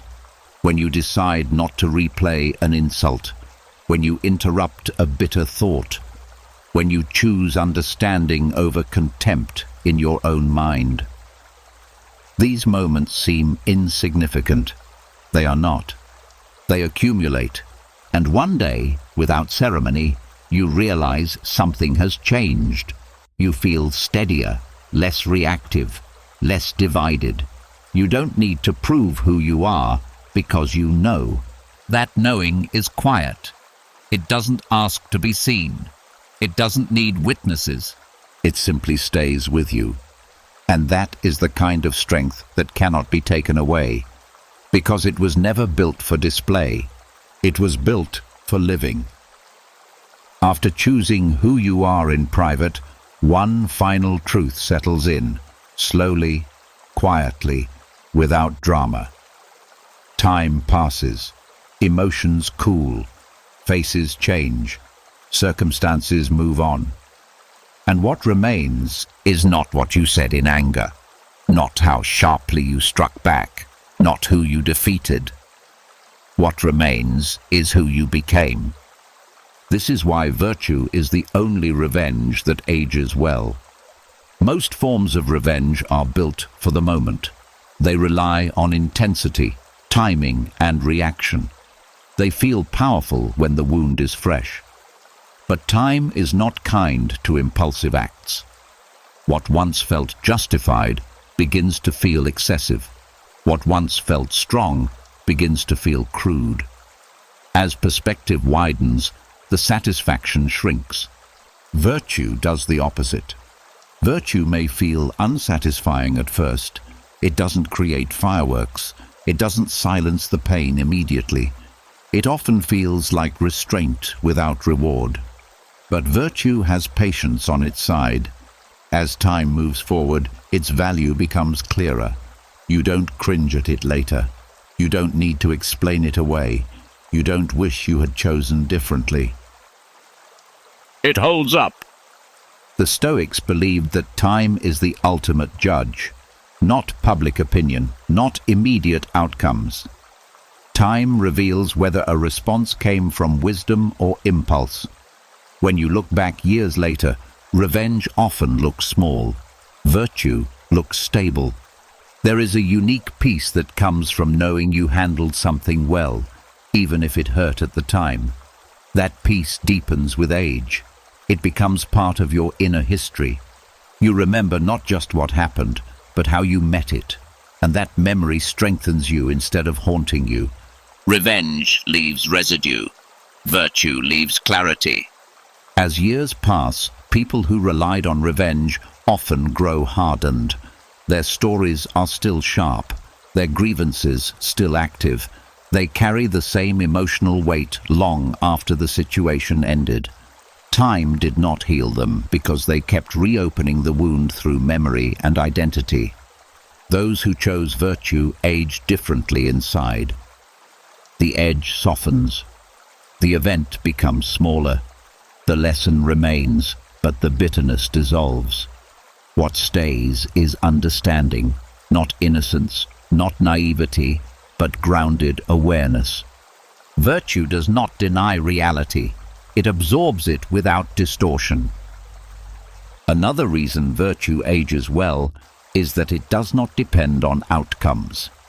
Revenge needs validation. It needs the other person to regret, suffer, or acknowledge defeat. If that never happens, revenge feels incomplete. Virtue requires nothing in return. Its reward is internal and already delivered. This makes it resilient. The Stoics saw virtue as the only possession that cannot be taken by time, loss, or circumstance. Everything else changes. Status fades, strength weakens, applause disappears, but character compounds. The older you get, the more valuable it becomes. Virtue also frees you from narrative attachment. You don't need to keep telling the story of what happened to justify who you are now. You don't need to keep revisiting the past to feel right. You move forward cleanly. The story closes naturally. Revenge keeps stories alive. Virtue lets them end. As time passes, people notice patterns. Not isolated moments, but consistency. They see who remains steady, who doesn't grow cynical, who doesn't need bitterness to feel protected. That reputation forms quietly, not as someone feared, but as someone solid. But even if no one notices, virtue still pays. You notice that your memories don't sting as much, that you sleep better, that your mind doesn't replay scenes endlessly, that you don't brace for conflict the way you used to. Life feels less sharp, more workable, more open. This is the long-term reward no act of revenge can offer. The Stoics believed that a good life is one that can be remembered without self-reproach. When you look back, you don't want to see a trail of reactions. You want to see decisions. Moments where you chose alignment over impulse, dignity over domination, clarity over catharsis. Virtue is not dramatic.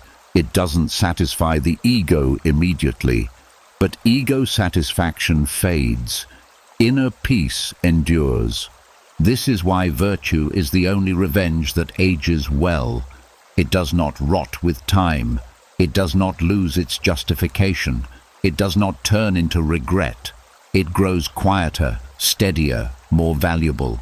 Years from now, when the details blur and the emotions soften, you won't remember the thrill of almost any retaliation, but you will remember the moments you stayed true. Those moments will still feel right. Not exciting, not triumphant, but right. And that is enough. Because when all else fades, what you are left with is not what you took from others, but what you preserved in yourself. That is the kind of victory time cannot undo. And that is why the best revenge was never revenge at all. After seeing how virtue outlasts every impulse, a quieter question starts to surface. One that feels uncomfortable precisely because it sounds so reasonable. What about standing up for yourself? Surely that's healthy, necessary, even virtuous, and often it is. But hidden inside that phrase is a subtle ego trap that many people fall into without noticing. Standing up for yourself can come from clarity or from wounded pride. The difference is not obvious in the moment, but it matters more than most people realize. The ego is clever. It rarely announces itself as ego. It disguises itself as principle, strength, and self-respect. It tells you that if you don't respond, you're being weak. That if you don't correct someone, you're letting them win. That silence equals submission. These thoughts feel convincing because they borrow the language of dignity while quietly serving insecurity. The Stoics were deeply aware of this danger. They believed that true self-respect does not need constant defense. It is internal, stable, not easily threatened by words, opinions, or misunderstandings. When self-respect is solid, you don't feel compelled to assert it at every opportunity. The ego, on the other hand, feels fragile. It needs reinforcement. It needs to be seen. When it feels challenged, it rushes forward wearing the mask of courage. "I'm just standing up for myself," it says. But look closer. Often what's really happening is an attempt to soothe a bruised identity. This is where the trap closes. Standing up for yourself becomes less about protecting boundaries and more about protecting image. Tone sharpens. The need to be right intensifies. You stop listening. You interrupt. You escalate. What began as self-respect turns into self-assertion for its own sake. The original issue fades. The performance takes over. The Stoics warned that ego-driven action always feels urgent. It cannot wait. It needs immediate correction, immediate response, immediate restoration of status. That urgency is a clue. Clarity is calm. Ego is rushed. True boundaries do not require heat. They are stated plainly and enforced quietly. You don't need to convince. You don't need to dominate. You simply decide what you will and will not accept and act accordingly. There is no drama in this, no speech, no showdown. Ego-driven standing up seeks witnesses. It wants acknowledgement. It wants the other person to feel small so you can feel restored. But when your sense of self depends on the reaction you receive, you have already given away your center. Another sign of the ego trap is repetition. You keep explaining yourself. You keep revisiting the conversation. You replay it in your mind, thinking of better lines. If the boundary was truly about self-respect, it would end cleanly. When ego is involved, it lingers. It needs to be fed. The Stoics believed that the cleanest form of self-respect leaves no emotional residue. You state what is necessary. You disengage. You move on. If you feel compelled to keep fighting, something else is driving the behavior. This doesn't mean you never speak up. Silence can also be ego when it's used to appear superior or to punish. The question is always the same. What is motivating this action? Peace or pride? Clarity or control? Ego wants to win the moment. Self-respect wants to preserve the self. Another subtle trap is confusing discomfort with disrespect. Not every uncomfortable interaction is a violation.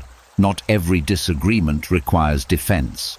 Sometimes what feels like an attack is simply difference. Ego interprets difference as threat. Wisdom does not. The Stoics taught that you don't need to correct every misinterpretation. You don't need to respond to every slight. You don't need to prove who you are. Your life speaks louder than your reactions. When you are anchored in that understanding, the urge to stand up unnecessarily fades. There is also humility in recognizing when your ego is involved. It doesn't make you weak. It makes you honest. Everyone has this impulse. The practice is not eliminating it, but not obeying it blindly. You pause, you question, you choose. Over time, this discernment changes how you carry yourself. You become less reactive, not more passive, more selective, not more silent. You stand up when it actually matters and stay seated when it doesn't. That selectiveness is strength. The Stoics believed that dignity is not proven through confrontation, but preserved through restraint. When you stop confusing ego defense with self-respect, life becomes quieter. You engage less, but with more intention. You stop exhausting yourself trying to maintain an image. And something important happens. People sense the difference. Your words carry more weight because they are rare. Your boundaries are taken seriously because they are consistent. You don't posture, You don't threaten, you simply act. That is real self-respect. The subtle ego trap hidden inside standing up for yourself is not that standing up is wrong. It's that the ego often hijacks the act and turns it into a performance. The Stoic path asks for something harder, to stand firmly without needing to stand loudly. When you learn that difference, you stop defending who you are. You start living it. And that quiet confidence does more to protect you than any confrontation ever could. After recognizing how ego disguises itself as self-defense, attention naturally turns inward. If reacting, proving, and correcting are not the source of strength, then what is? This is where the idea of inner order becomes unavoidable, not as a concept, but as a lived experience. Inner order changes how chaos lands. External chaos is loud by nature. Unpredictable people, sudden conflict, unfair outcomes, sharp words, constant noise. For most people, this chaos sets the tone of the inner world. Mood follows circumstance. Peace depends on conditions. Stability feels fragile because it is always borrowed from outside. Inner order reverses that relationship. When there is order inside, chaos does not disappear, but it loses authority. It no longer dictates your emotional weather. It becomes background noise rather than a controlling force. You notice it, but you are not rearranged by it. The Stoics believed that disorder outside is inevitable. People will act irrationally, systems will fail, life will disrupt plans. Expecting otherwise creates constant frustration. Inner order is the adjustment that makes reality livable. It is not about controlling events, but about organizing response. Inner order begins with clarity. You know what matters and what does not. You know what is within your control and what never was. This clarity acts like a filter. Chaos hits the filter first, not your nervous system. Many things simply don't pass through. This is why inner order feels like calm, but it is not passive calm. It is structured calm, built from decisions made long before the moment arrives.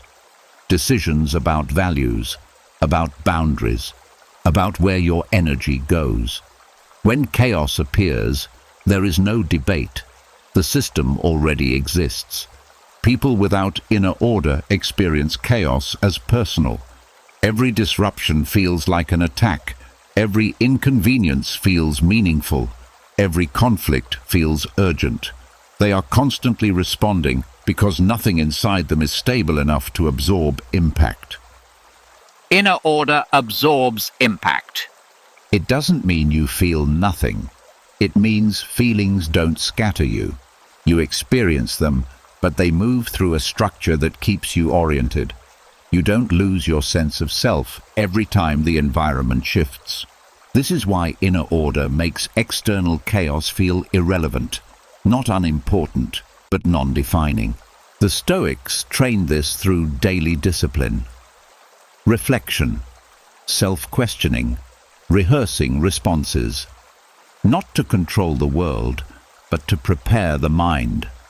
When the mind is prepared, chaos feels familiar instead of threatening. You've already met it internally. Inner order also removes urgency. Chaos demands immediate reaction. It creates pressure to act now, speak now, fix now. Inner order introduces delay. Delay introduces choice. Choice restores agency. You stop reacting to the loudest thing in the room and start responding to what actually matters. This delay is where peace lives. Another effect of inner order is proportion. Chaos exaggerates. It makes small things feel huge and temporary. Problems feel permanent. Inner order restores scale. You see the situation as it is, not as emotion frames it. This alone reduces suffering dramatically. People often think peace comes from reducing chaos, but chaos is not the problem. Lack of inner order is. You can be in a calm environment and feel anxious. You can be in a chaotic one and feel steady. The difference is internal structure. Inner order also clarifies responsibility. You stop trying to fix what isn't yours. You stop carrying emotions that don't belong to you. You stop answering questions that weren't asked. Chaos thrives on misplaced responsibility. Inner order corrects that misplacement. The Stoics believe that much suffering comes from confusing influence with obligation. You may be affected by events, but you are not obligated to be ruled by them. Inner order keeps that distinction clear. As this order strengthens, something subtle happens. You become less interesting to chaos. Drama needs participation.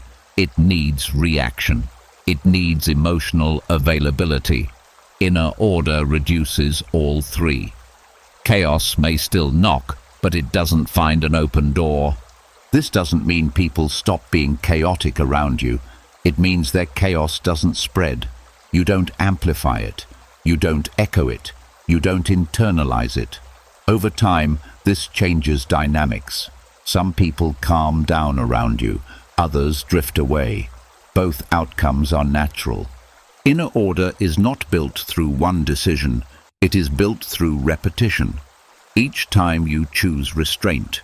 Each time you choose clarity over reaction. Each time you refuse to let emotion override principle. These choices stack quietly. Eventually, order becomes the default.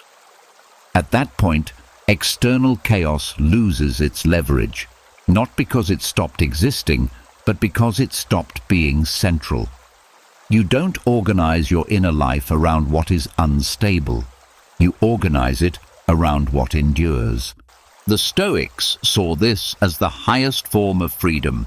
Not freedom from difficulty, but freedom from being governed by it. You still act, you still respond, but you do so from alignment, not agitation. Inner order does not make you invulnerable, it makes you unshakable. Chaos may pass through your day, it may enter conversations, it may disrupt plans, but it does not rearrange who you are. That is why inner order makes external chaos irrelevant, not invisible, not harmless, just powerless. And once you live from that place, the world can be as loud as it wants.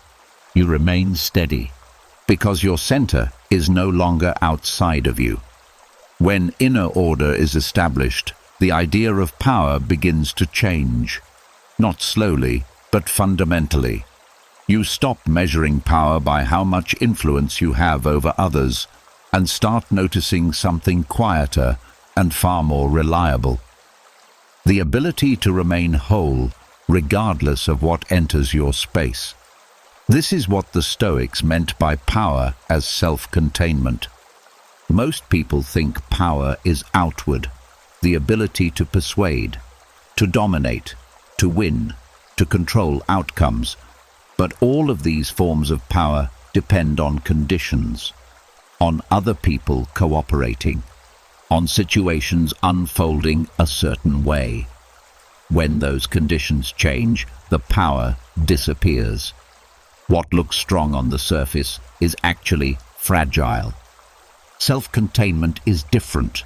Self-containment means your inner state is not leaking. Your emotions are felt, but not spilling. Your thoughts are active, but not running unchecked. Your identity is intact, even when circumstances are not. You are not numb, you are regulated, and regulation is strength that does not require permission. The Stoics believed that anything you cannot lose without breaking is not true power. If power depends on being respected, it collapses when you are disrespected. If it depends on being feared, it disappears when fear fades. If it depends on control, it panics when control is threatened. Self-containment survives all of this because it is internal. This is why a self-contained person feels different in a room, not louder, not more aggressive, just settled. Their presence does not reach outward to manage others. It holds inward. That holding changes the atmosphere without effort. People often confuse self-containment with emotional suppression, but suppression is tight, rigid, unstable. Self-containment is spacious. You can feel anger without acting on it.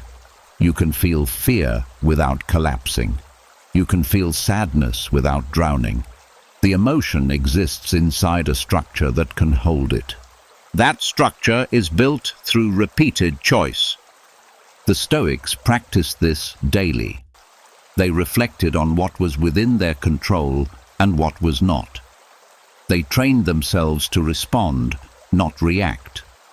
They anticipated difficulty so it would not shock them when it arrived. This was not pessimism, it was preparation. Preparation creates containment. When you are self-contained, you don't rush to discharge emotion. You don't need immediate relief. You can sit with discomfort long enough to choose wisely. That ability alone makes you difficult to manipulate. Most manipulation relies on urgency, pressure, emotional flooding. Self-containment neutralizes all three. This is why uncontrolled people often feel unsettled around someone self-contained. There is no opening, no emotional hook, no leak to grab onto. The usual tactics fall flat. Provocation loses effect. Drama loses traction. Not because you resisted it aggressively, but because there was nowhere for it to land. The Stoics saw this as real power. Not the power to impose, but the power to remain undisturbed. To act from reason rather than impulse. To stay aligned when others are scattered. This power does not announce itself. It reveals itself over time. Self-containment also simplifies decision-making. When your inner state is stable, you don't need to consult your emotions for permission. You consult your principles. This removes confusion. You don't debate every feeling. You acknowledge it and move on. Life becomes less noisy internally. Another overlooked aspect of self-containment is dignity. When your emotions are contained, your behavior is measured. You don't overshare. You don't overreact. You don't expose yourself unnecessarily. This protects your self-respect. You don't need to clean up emotional messes later. You don't regret how you showed up. This dignity is not pride, it is order. The Stoics believed that dignity comes from self-command. If you can command yourself, you do not need to command others. If you cannot command yourself, no amount of authority over others will satisfy you. Self-containment resolves this tension. It also creates resilience. When hardship comes, you are not scattered. You may bend, but you do not break. You may feel pain, but you are not consumed by it. This resilience is not dramatic. It does not look heroic. It looks calm. It looks boring to those addicted to intensity, but it endures. Self-containment also restores freedom. You are free from needing reactions, free from needing validation, free from needing outcomes to feel okay. This freedom allows you to act with precision. You engage when it matters. You withdraw when it doesn't. You don't act just to feel something. The Stoics understood that most suffering comes from inner spillage, thoughts running wild, emotions overflowing, identity tied to external events. Self-containment seals those leaks. You stop bleeding energy into situations that cannot give anything back. Over time, this practice changes how you see yourself. You stop asking, "How do I look?"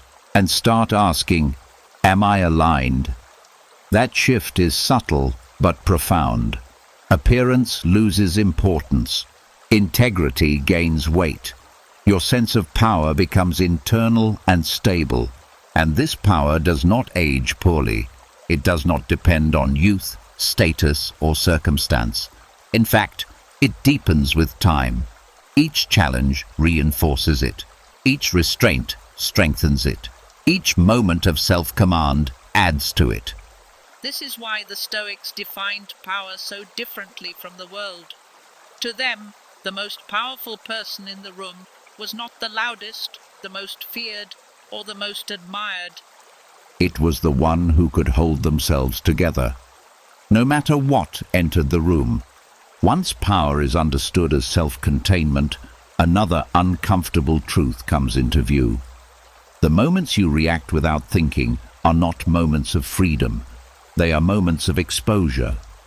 Because the faster you react, the easier you are to predict, and what is predictable can be controlled. Reactivity follows patterns, always has. When someone knows what triggers you, they no longer need to know you. They only need to press the right button. Tone, timing, silence, accusation, dismissal. Once these patterns are learned, your responses become almost mechanical. The body tightens, the emotion rises, the reaction follows. And just like that, choice disappears. The Stoics saw this as a loss of sovereignty. When you react automatically, you hand over your internal steering wheel. Your behavior becomes a response to stimuli rather than an expression of will. You are no longer acting, you are being acted upon. The world pulls and you move, again and again. Predictability feels safe to the ego.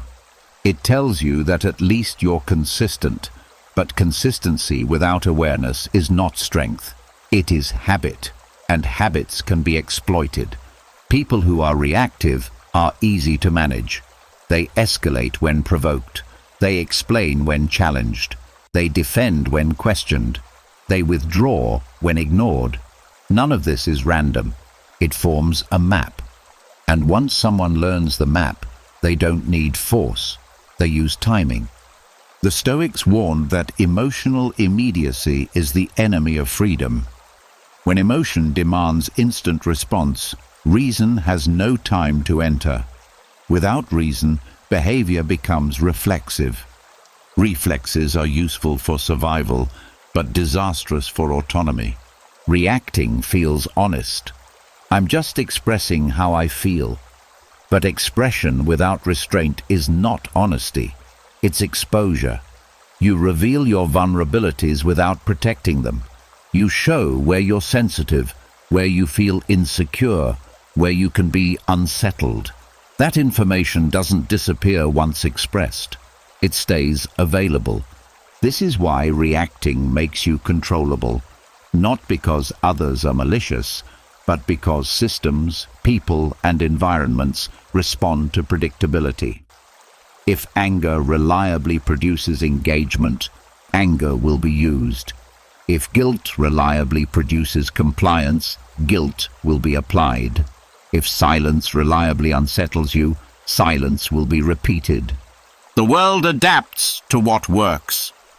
The Stoics believed that freedom begins where delay exists. Delay between feeling and action. Delay between impulse and response.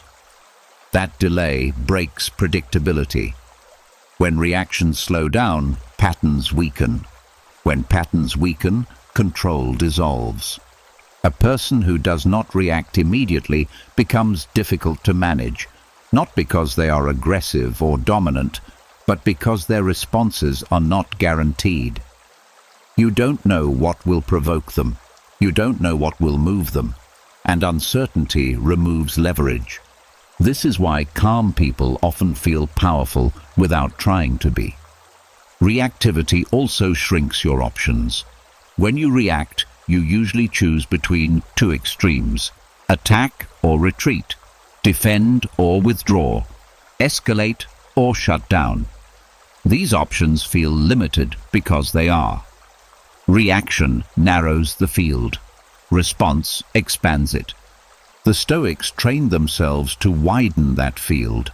They practiced asking, what is the most appropriate action here? Not, what do I feel like doing? Appropriateness requires assessment. Assessment requires time. Time interrupts predictability. Another cost of reacting is regret. When you act reflexively, you often act from a temporary emotional state. That state passes. The action remains. You then spend energy explaining, apologizing, or justifying. This cleanup reinforces the original pattern. You react, then repair, react, then repair. Others learn to expect this cycle. Self-contained people break the cycle entirely. They do not offer immediate emotional access. They do not reward provocation with engagement. They do not reveal their inner weather on demand. This doesn't mean they are cold. It means they are deliberate. Deliberation frustrates control.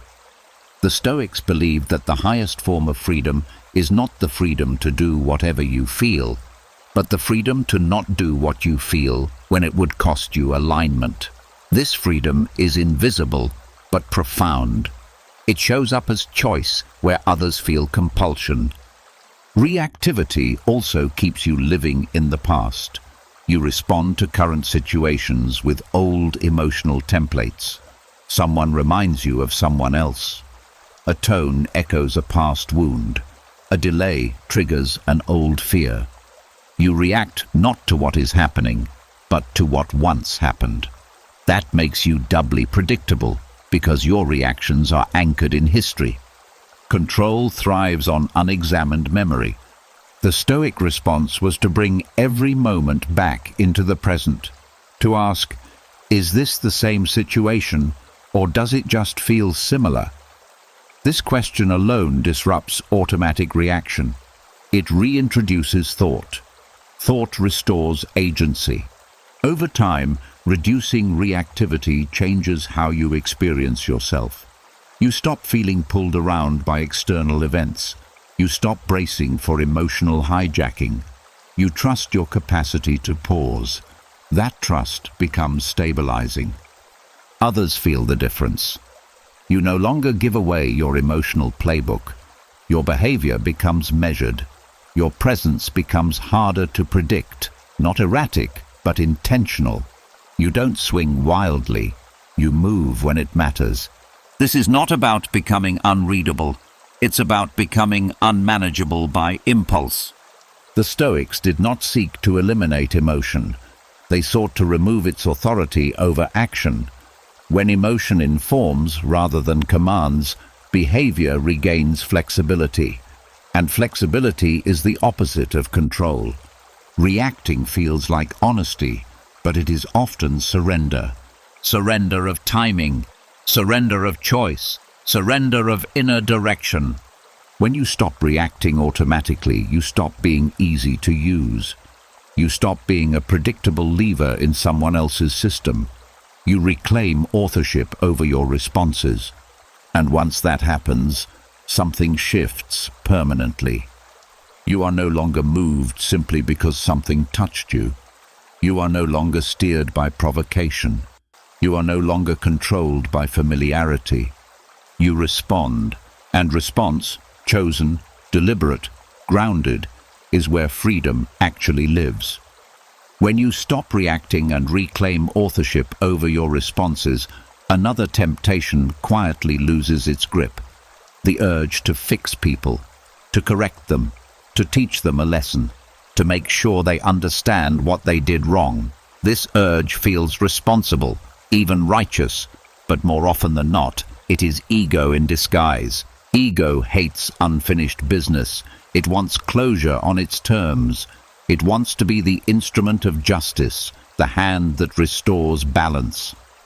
When someone behaves badly, ego leans forward and says, "I'll handle this." But strength does not rush in to repair what life is already capable of correcting.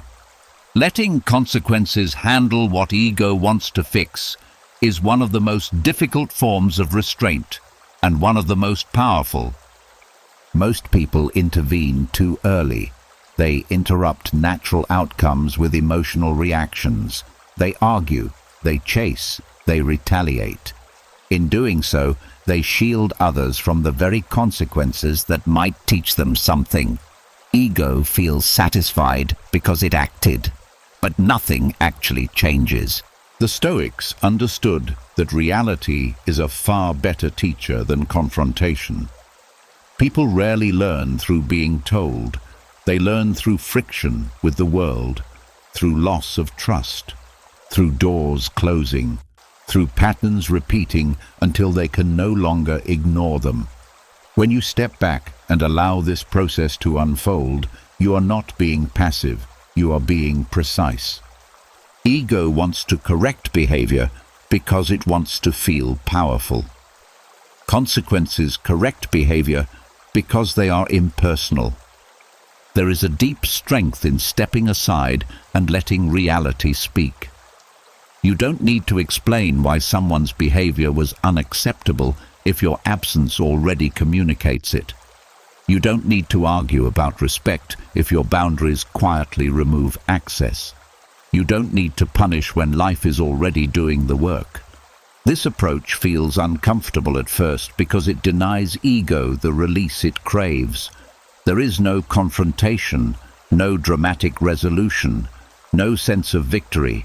Instead, there is patience, silence, distance, trust in time, and ego hates waiting. But patience reveals something important.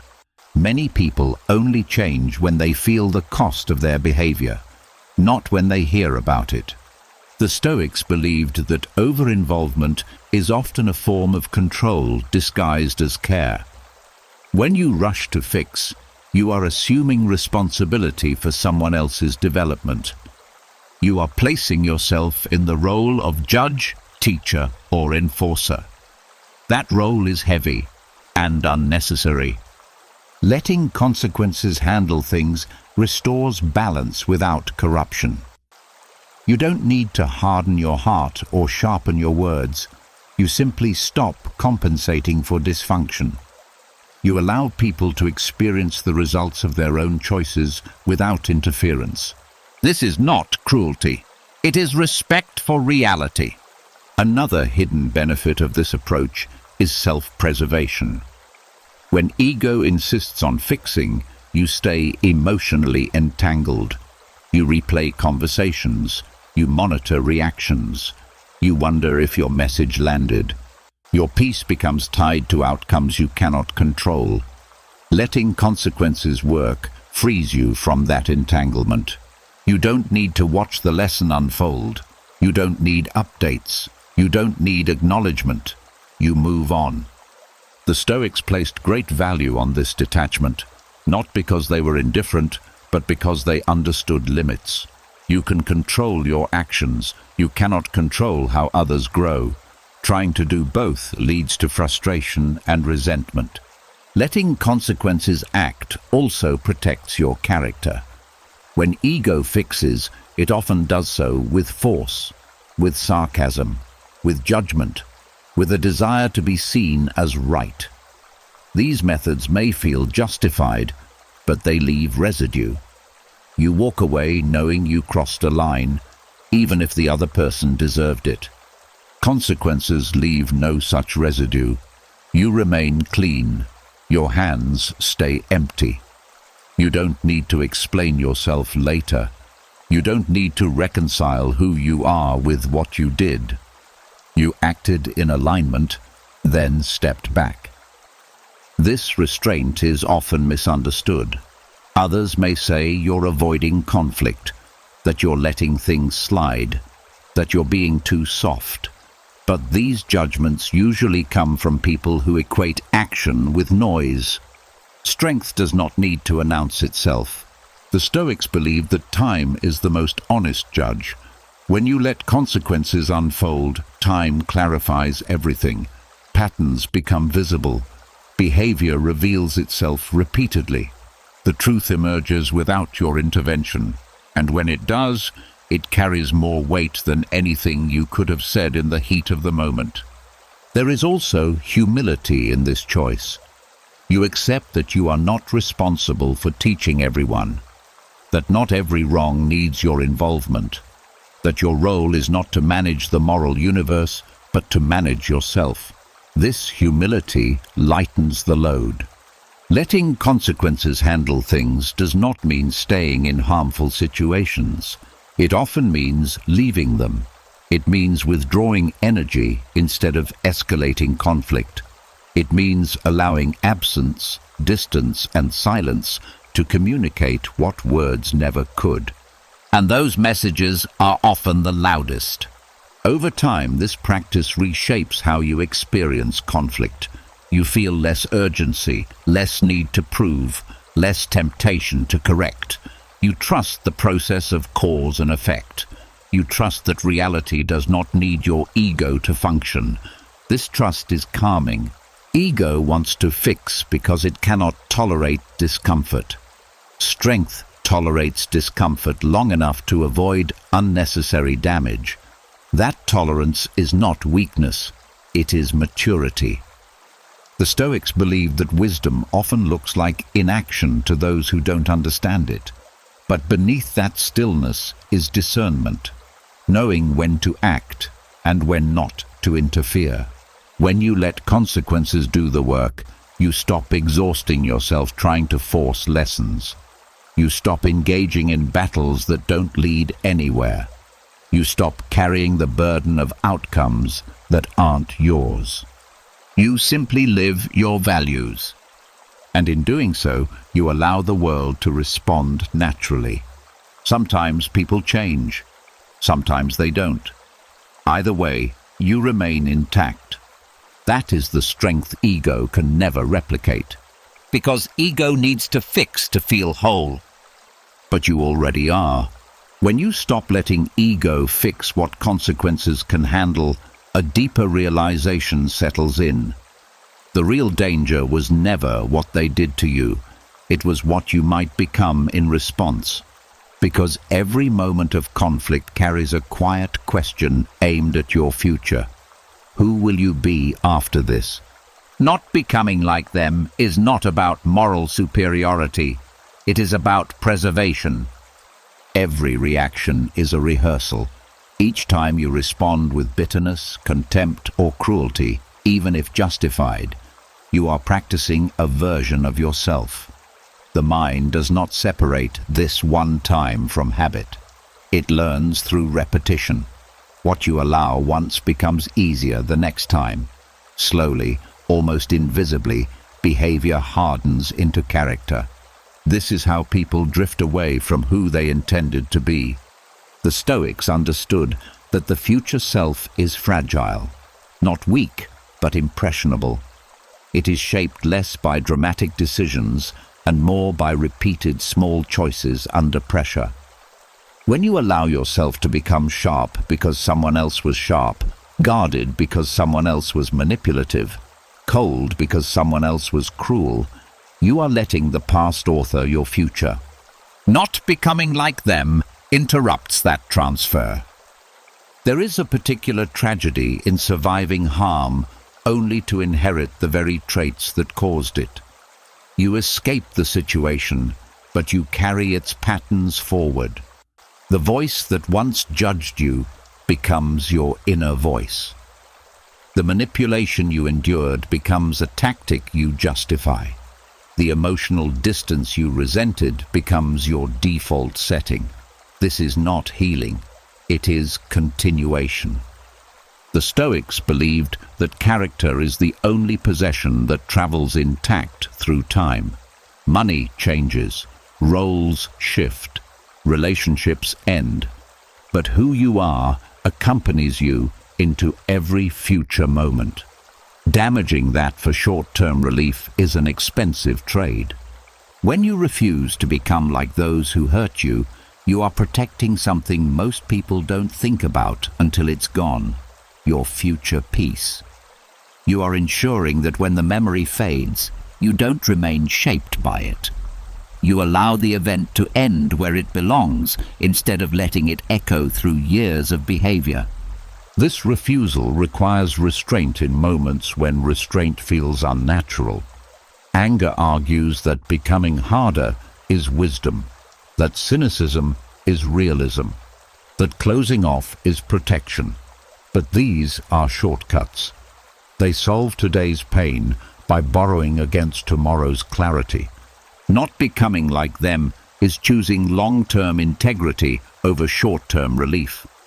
There is also a quiet dignity in this choice. You don't need to prove that you are different. You simply live differently. You don't respond with the same tactics. You don't mirror the same energy.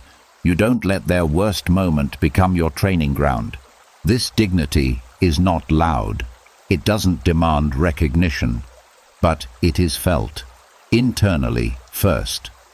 You notice that your reactions remain familiar to you. You still recognize yourself under pressure. You don't surprise yourself with who you become. That familiarity is stabilizing. The Stoics believed that the deepest fear is not being hurt, but becoming someone you don't respect. When you act against your values, even briefly, something fractures. You may justify it intellectually, but the inner tension remains. Preserving your future self means avoiding those fractures before they form. Another overlooked aspect of this preservation is emotional range. When you harden in response to harm, you don't just block pain, you block joy. You block curiosity. You block trust. The future becomes narrower, not because life offers less, but because you allow yourself to feel less. Not becoming like them keeps the future open. It allows you to heal without calcifying, to learn without closing, to grow without shrinking. This balance is rare because it requires patience. It requires sitting with discomfort without letting it redesign you. The Stoics often spoke of shaping the self as a lifelong craft. Each encounter was material. You could shape it intentionally or let it shape you accidentally. Becoming like those who hurt you is accidental shaping. Refusing that is craftsmanship. This does not mean remaining soft in unsafe environments. Preservation includes boundaries, distance, discernment. But these actions are clean. They do not require you to adopt ugliness to protect yourself from it. They do not poison the future version of you. There is also freedom in knowing that you are not defined by your worst experiences. When you refuse to mirror harm, you ensure that the event remains an event, not an identity. You don't carry it forward as personality. You don't reference it constantly in your choices. It becomes part of your history, not your operating system. Over time, this choice compounds. Each instance where you choose not to become like them reinforces a self-image rooted in agency. You are not a product of what happened. You are a product of how you responded over time. The future self benefits quietly. You wake up with less tension. You approach new people with less suspicion. You don't flinch as easily. You don't carry unnecessary armor. Life feels lighter, not because it's safer, but because you are not dragging old versions of yourself into new days. This is the preservation most people overlook while chasing justice, revenge, or release. They fight for the past and sacrifice the future without realizing it. The Stoics chose differently. They believed that the ultimate victory was not over others, but over the temptation to let others define who you become. When you resist that temptation, you do something powerful. You protect the person you have not yet met, the version of you that will live years from now with the consequences of today's choices. Not becoming like them is not about mercy for others. It is mercy for your future self, the self who will inherit your habits, your tone, your way of seeing the world. Preserve that self, because long after the conflict is forgotten, you will still be living with who you chose to become. When you protect your future self by refusing to become like those who hurt you, something unexpected happens in the present. You stop reaching for sharp responses. You stop mirroring intensity.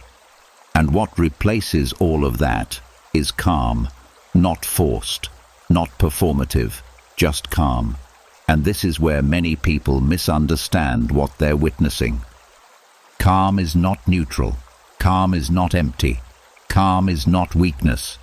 Calm is intimidating because it removes leverage. Most people are used to emotional feedback. They push and something pushes back. They provoke and something reacts. This feedback tells them where they stand. It gives them a sense of control over the interaction. When you stay calm, that feedback disappears. There is nothing to measure against, nothing to escalate with, nothing to grab. That absence is unsettling. Calm does not give people what they expect, and when expectations are broken, power dynamics shift.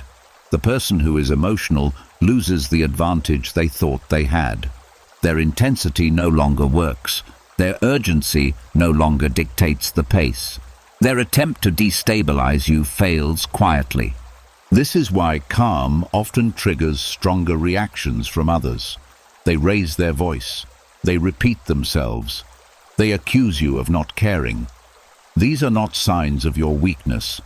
They are signs that their usual tools are failing. The Stoics understood that intimidation does not come from threat.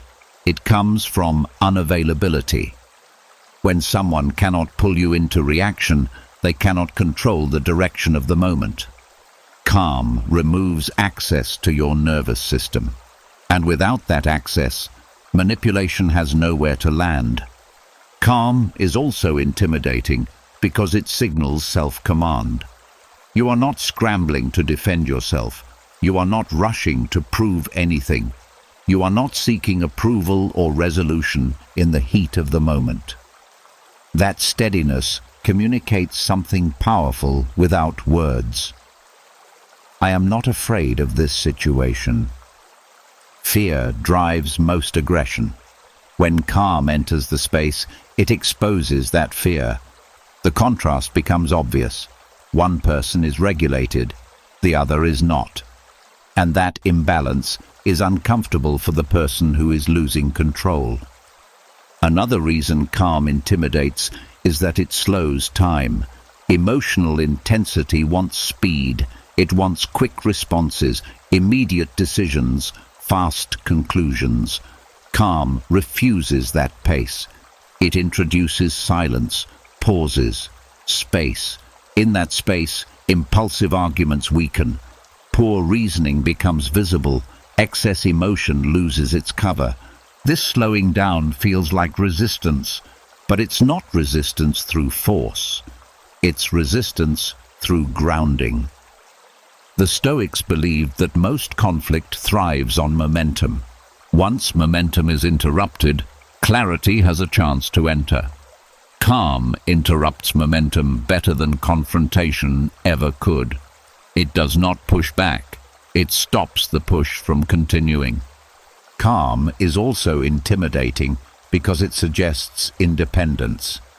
You are not dependent on the other person's mood to regulate your own. You are not desperate for the interaction to end in your favor. You are okay with uncertainty. That independence threatens anyone who relies on emotional pressure to feel secure. People who escalate often do so because escalation has worked before. It has gotten reactions, concessions, apologies, engagement. When calm replaces reaction, those patterns collapse. And when patterns collapse, insecurity surfaces. The Stoics saw calm as a form of quiet authority, not authority imposed, but authority earned through self-mastery. When you remain composed, you are not asserting dominance, but you are demonstrating it. You are showing that your inner state is not for sale. This is why calm often ends arguments without resolving them verbally. The emotional charge dissipates. There is nothing to fight against. The conflict either de-escalates or reveals itself as one-sided. Either outcome restores clarity. Calm also protects you internally. When you respond with calm, you don't leave behind regret. You don't replay the exchange, wishing you had acted differently. You don't need to repair your own behavior afterward. That internal cleanliness reinforces confidence, and confidence compounds. Over time, people learn that calm is your default. They approach you differently, some with respect, some with hesitation, some not at all. Calm becomes a boundary without needing explanation. This doesn't mean calm always feels comfortable. Holding it can be challenging when emotions are intense, but the Stoics believed that discomfort is a small price for self-command. The moment passes. Your integrity remains. Calm is intimidating because it cannot be rushed, baited, or bullied. It does not signal fear. It does not signal submission. It signals choice. And choice is the one thing uncontrolled behavior cannot compete with. In a world that equates power with volume and dominance with aggression, calm stands apart. It doesn't need to announce itself. It doesn't need to threaten. It simply holds its ground. And that quiet refusal to be moved is deeply unsettling to those who depend on movement. Calm says, "I see you. I am not shaken. I will respond when and if it makes sense." That message does not escalate conflict. It ends it. Because once calm is present, the struggle loses its stage. And without a stage, intimidation dissolves, leaving only clarity behind. In the end, every lesson returns to the same quiet truth. Revenge promises relief, but it steals the future. Reaction feels powerful, but it gives control away. Becoming like those who hurt you may feel justified, but it is the only outcome where you lose yourself. The Stoics understood something most people learn too late. The real battle is never with others. It's with the part of you that wants to trade inner peace for temporary satisfaction. When you choose restraint over retaliation, clarity over chaos, and character over catharsis, you don't just avoid harm, you preserve who you are becoming. The best revenge is not silence, not dominance, not proving a point. The best revenge is remaining whole in a world that tries to fracture you. It's walking away with your values intact. It's letting time, truth, and consequences do the work while you move forward unburdened. It's choosing peace so deeply that no one can take it from you. If this message resonated with you, leave a comment with, "I choose inner peace, not for me, but as a quiet commitment to yourself." And if you want to keep exploring Stoic wisdom, self-mastery, and the psychology of calm strength, subscribe to the channel and turn on notifications. These lessons aren't meant to be watched once, they're meant to be lived. Stay steady, stay clear, and remember, the strongest response is becoming someone no harm can reshape.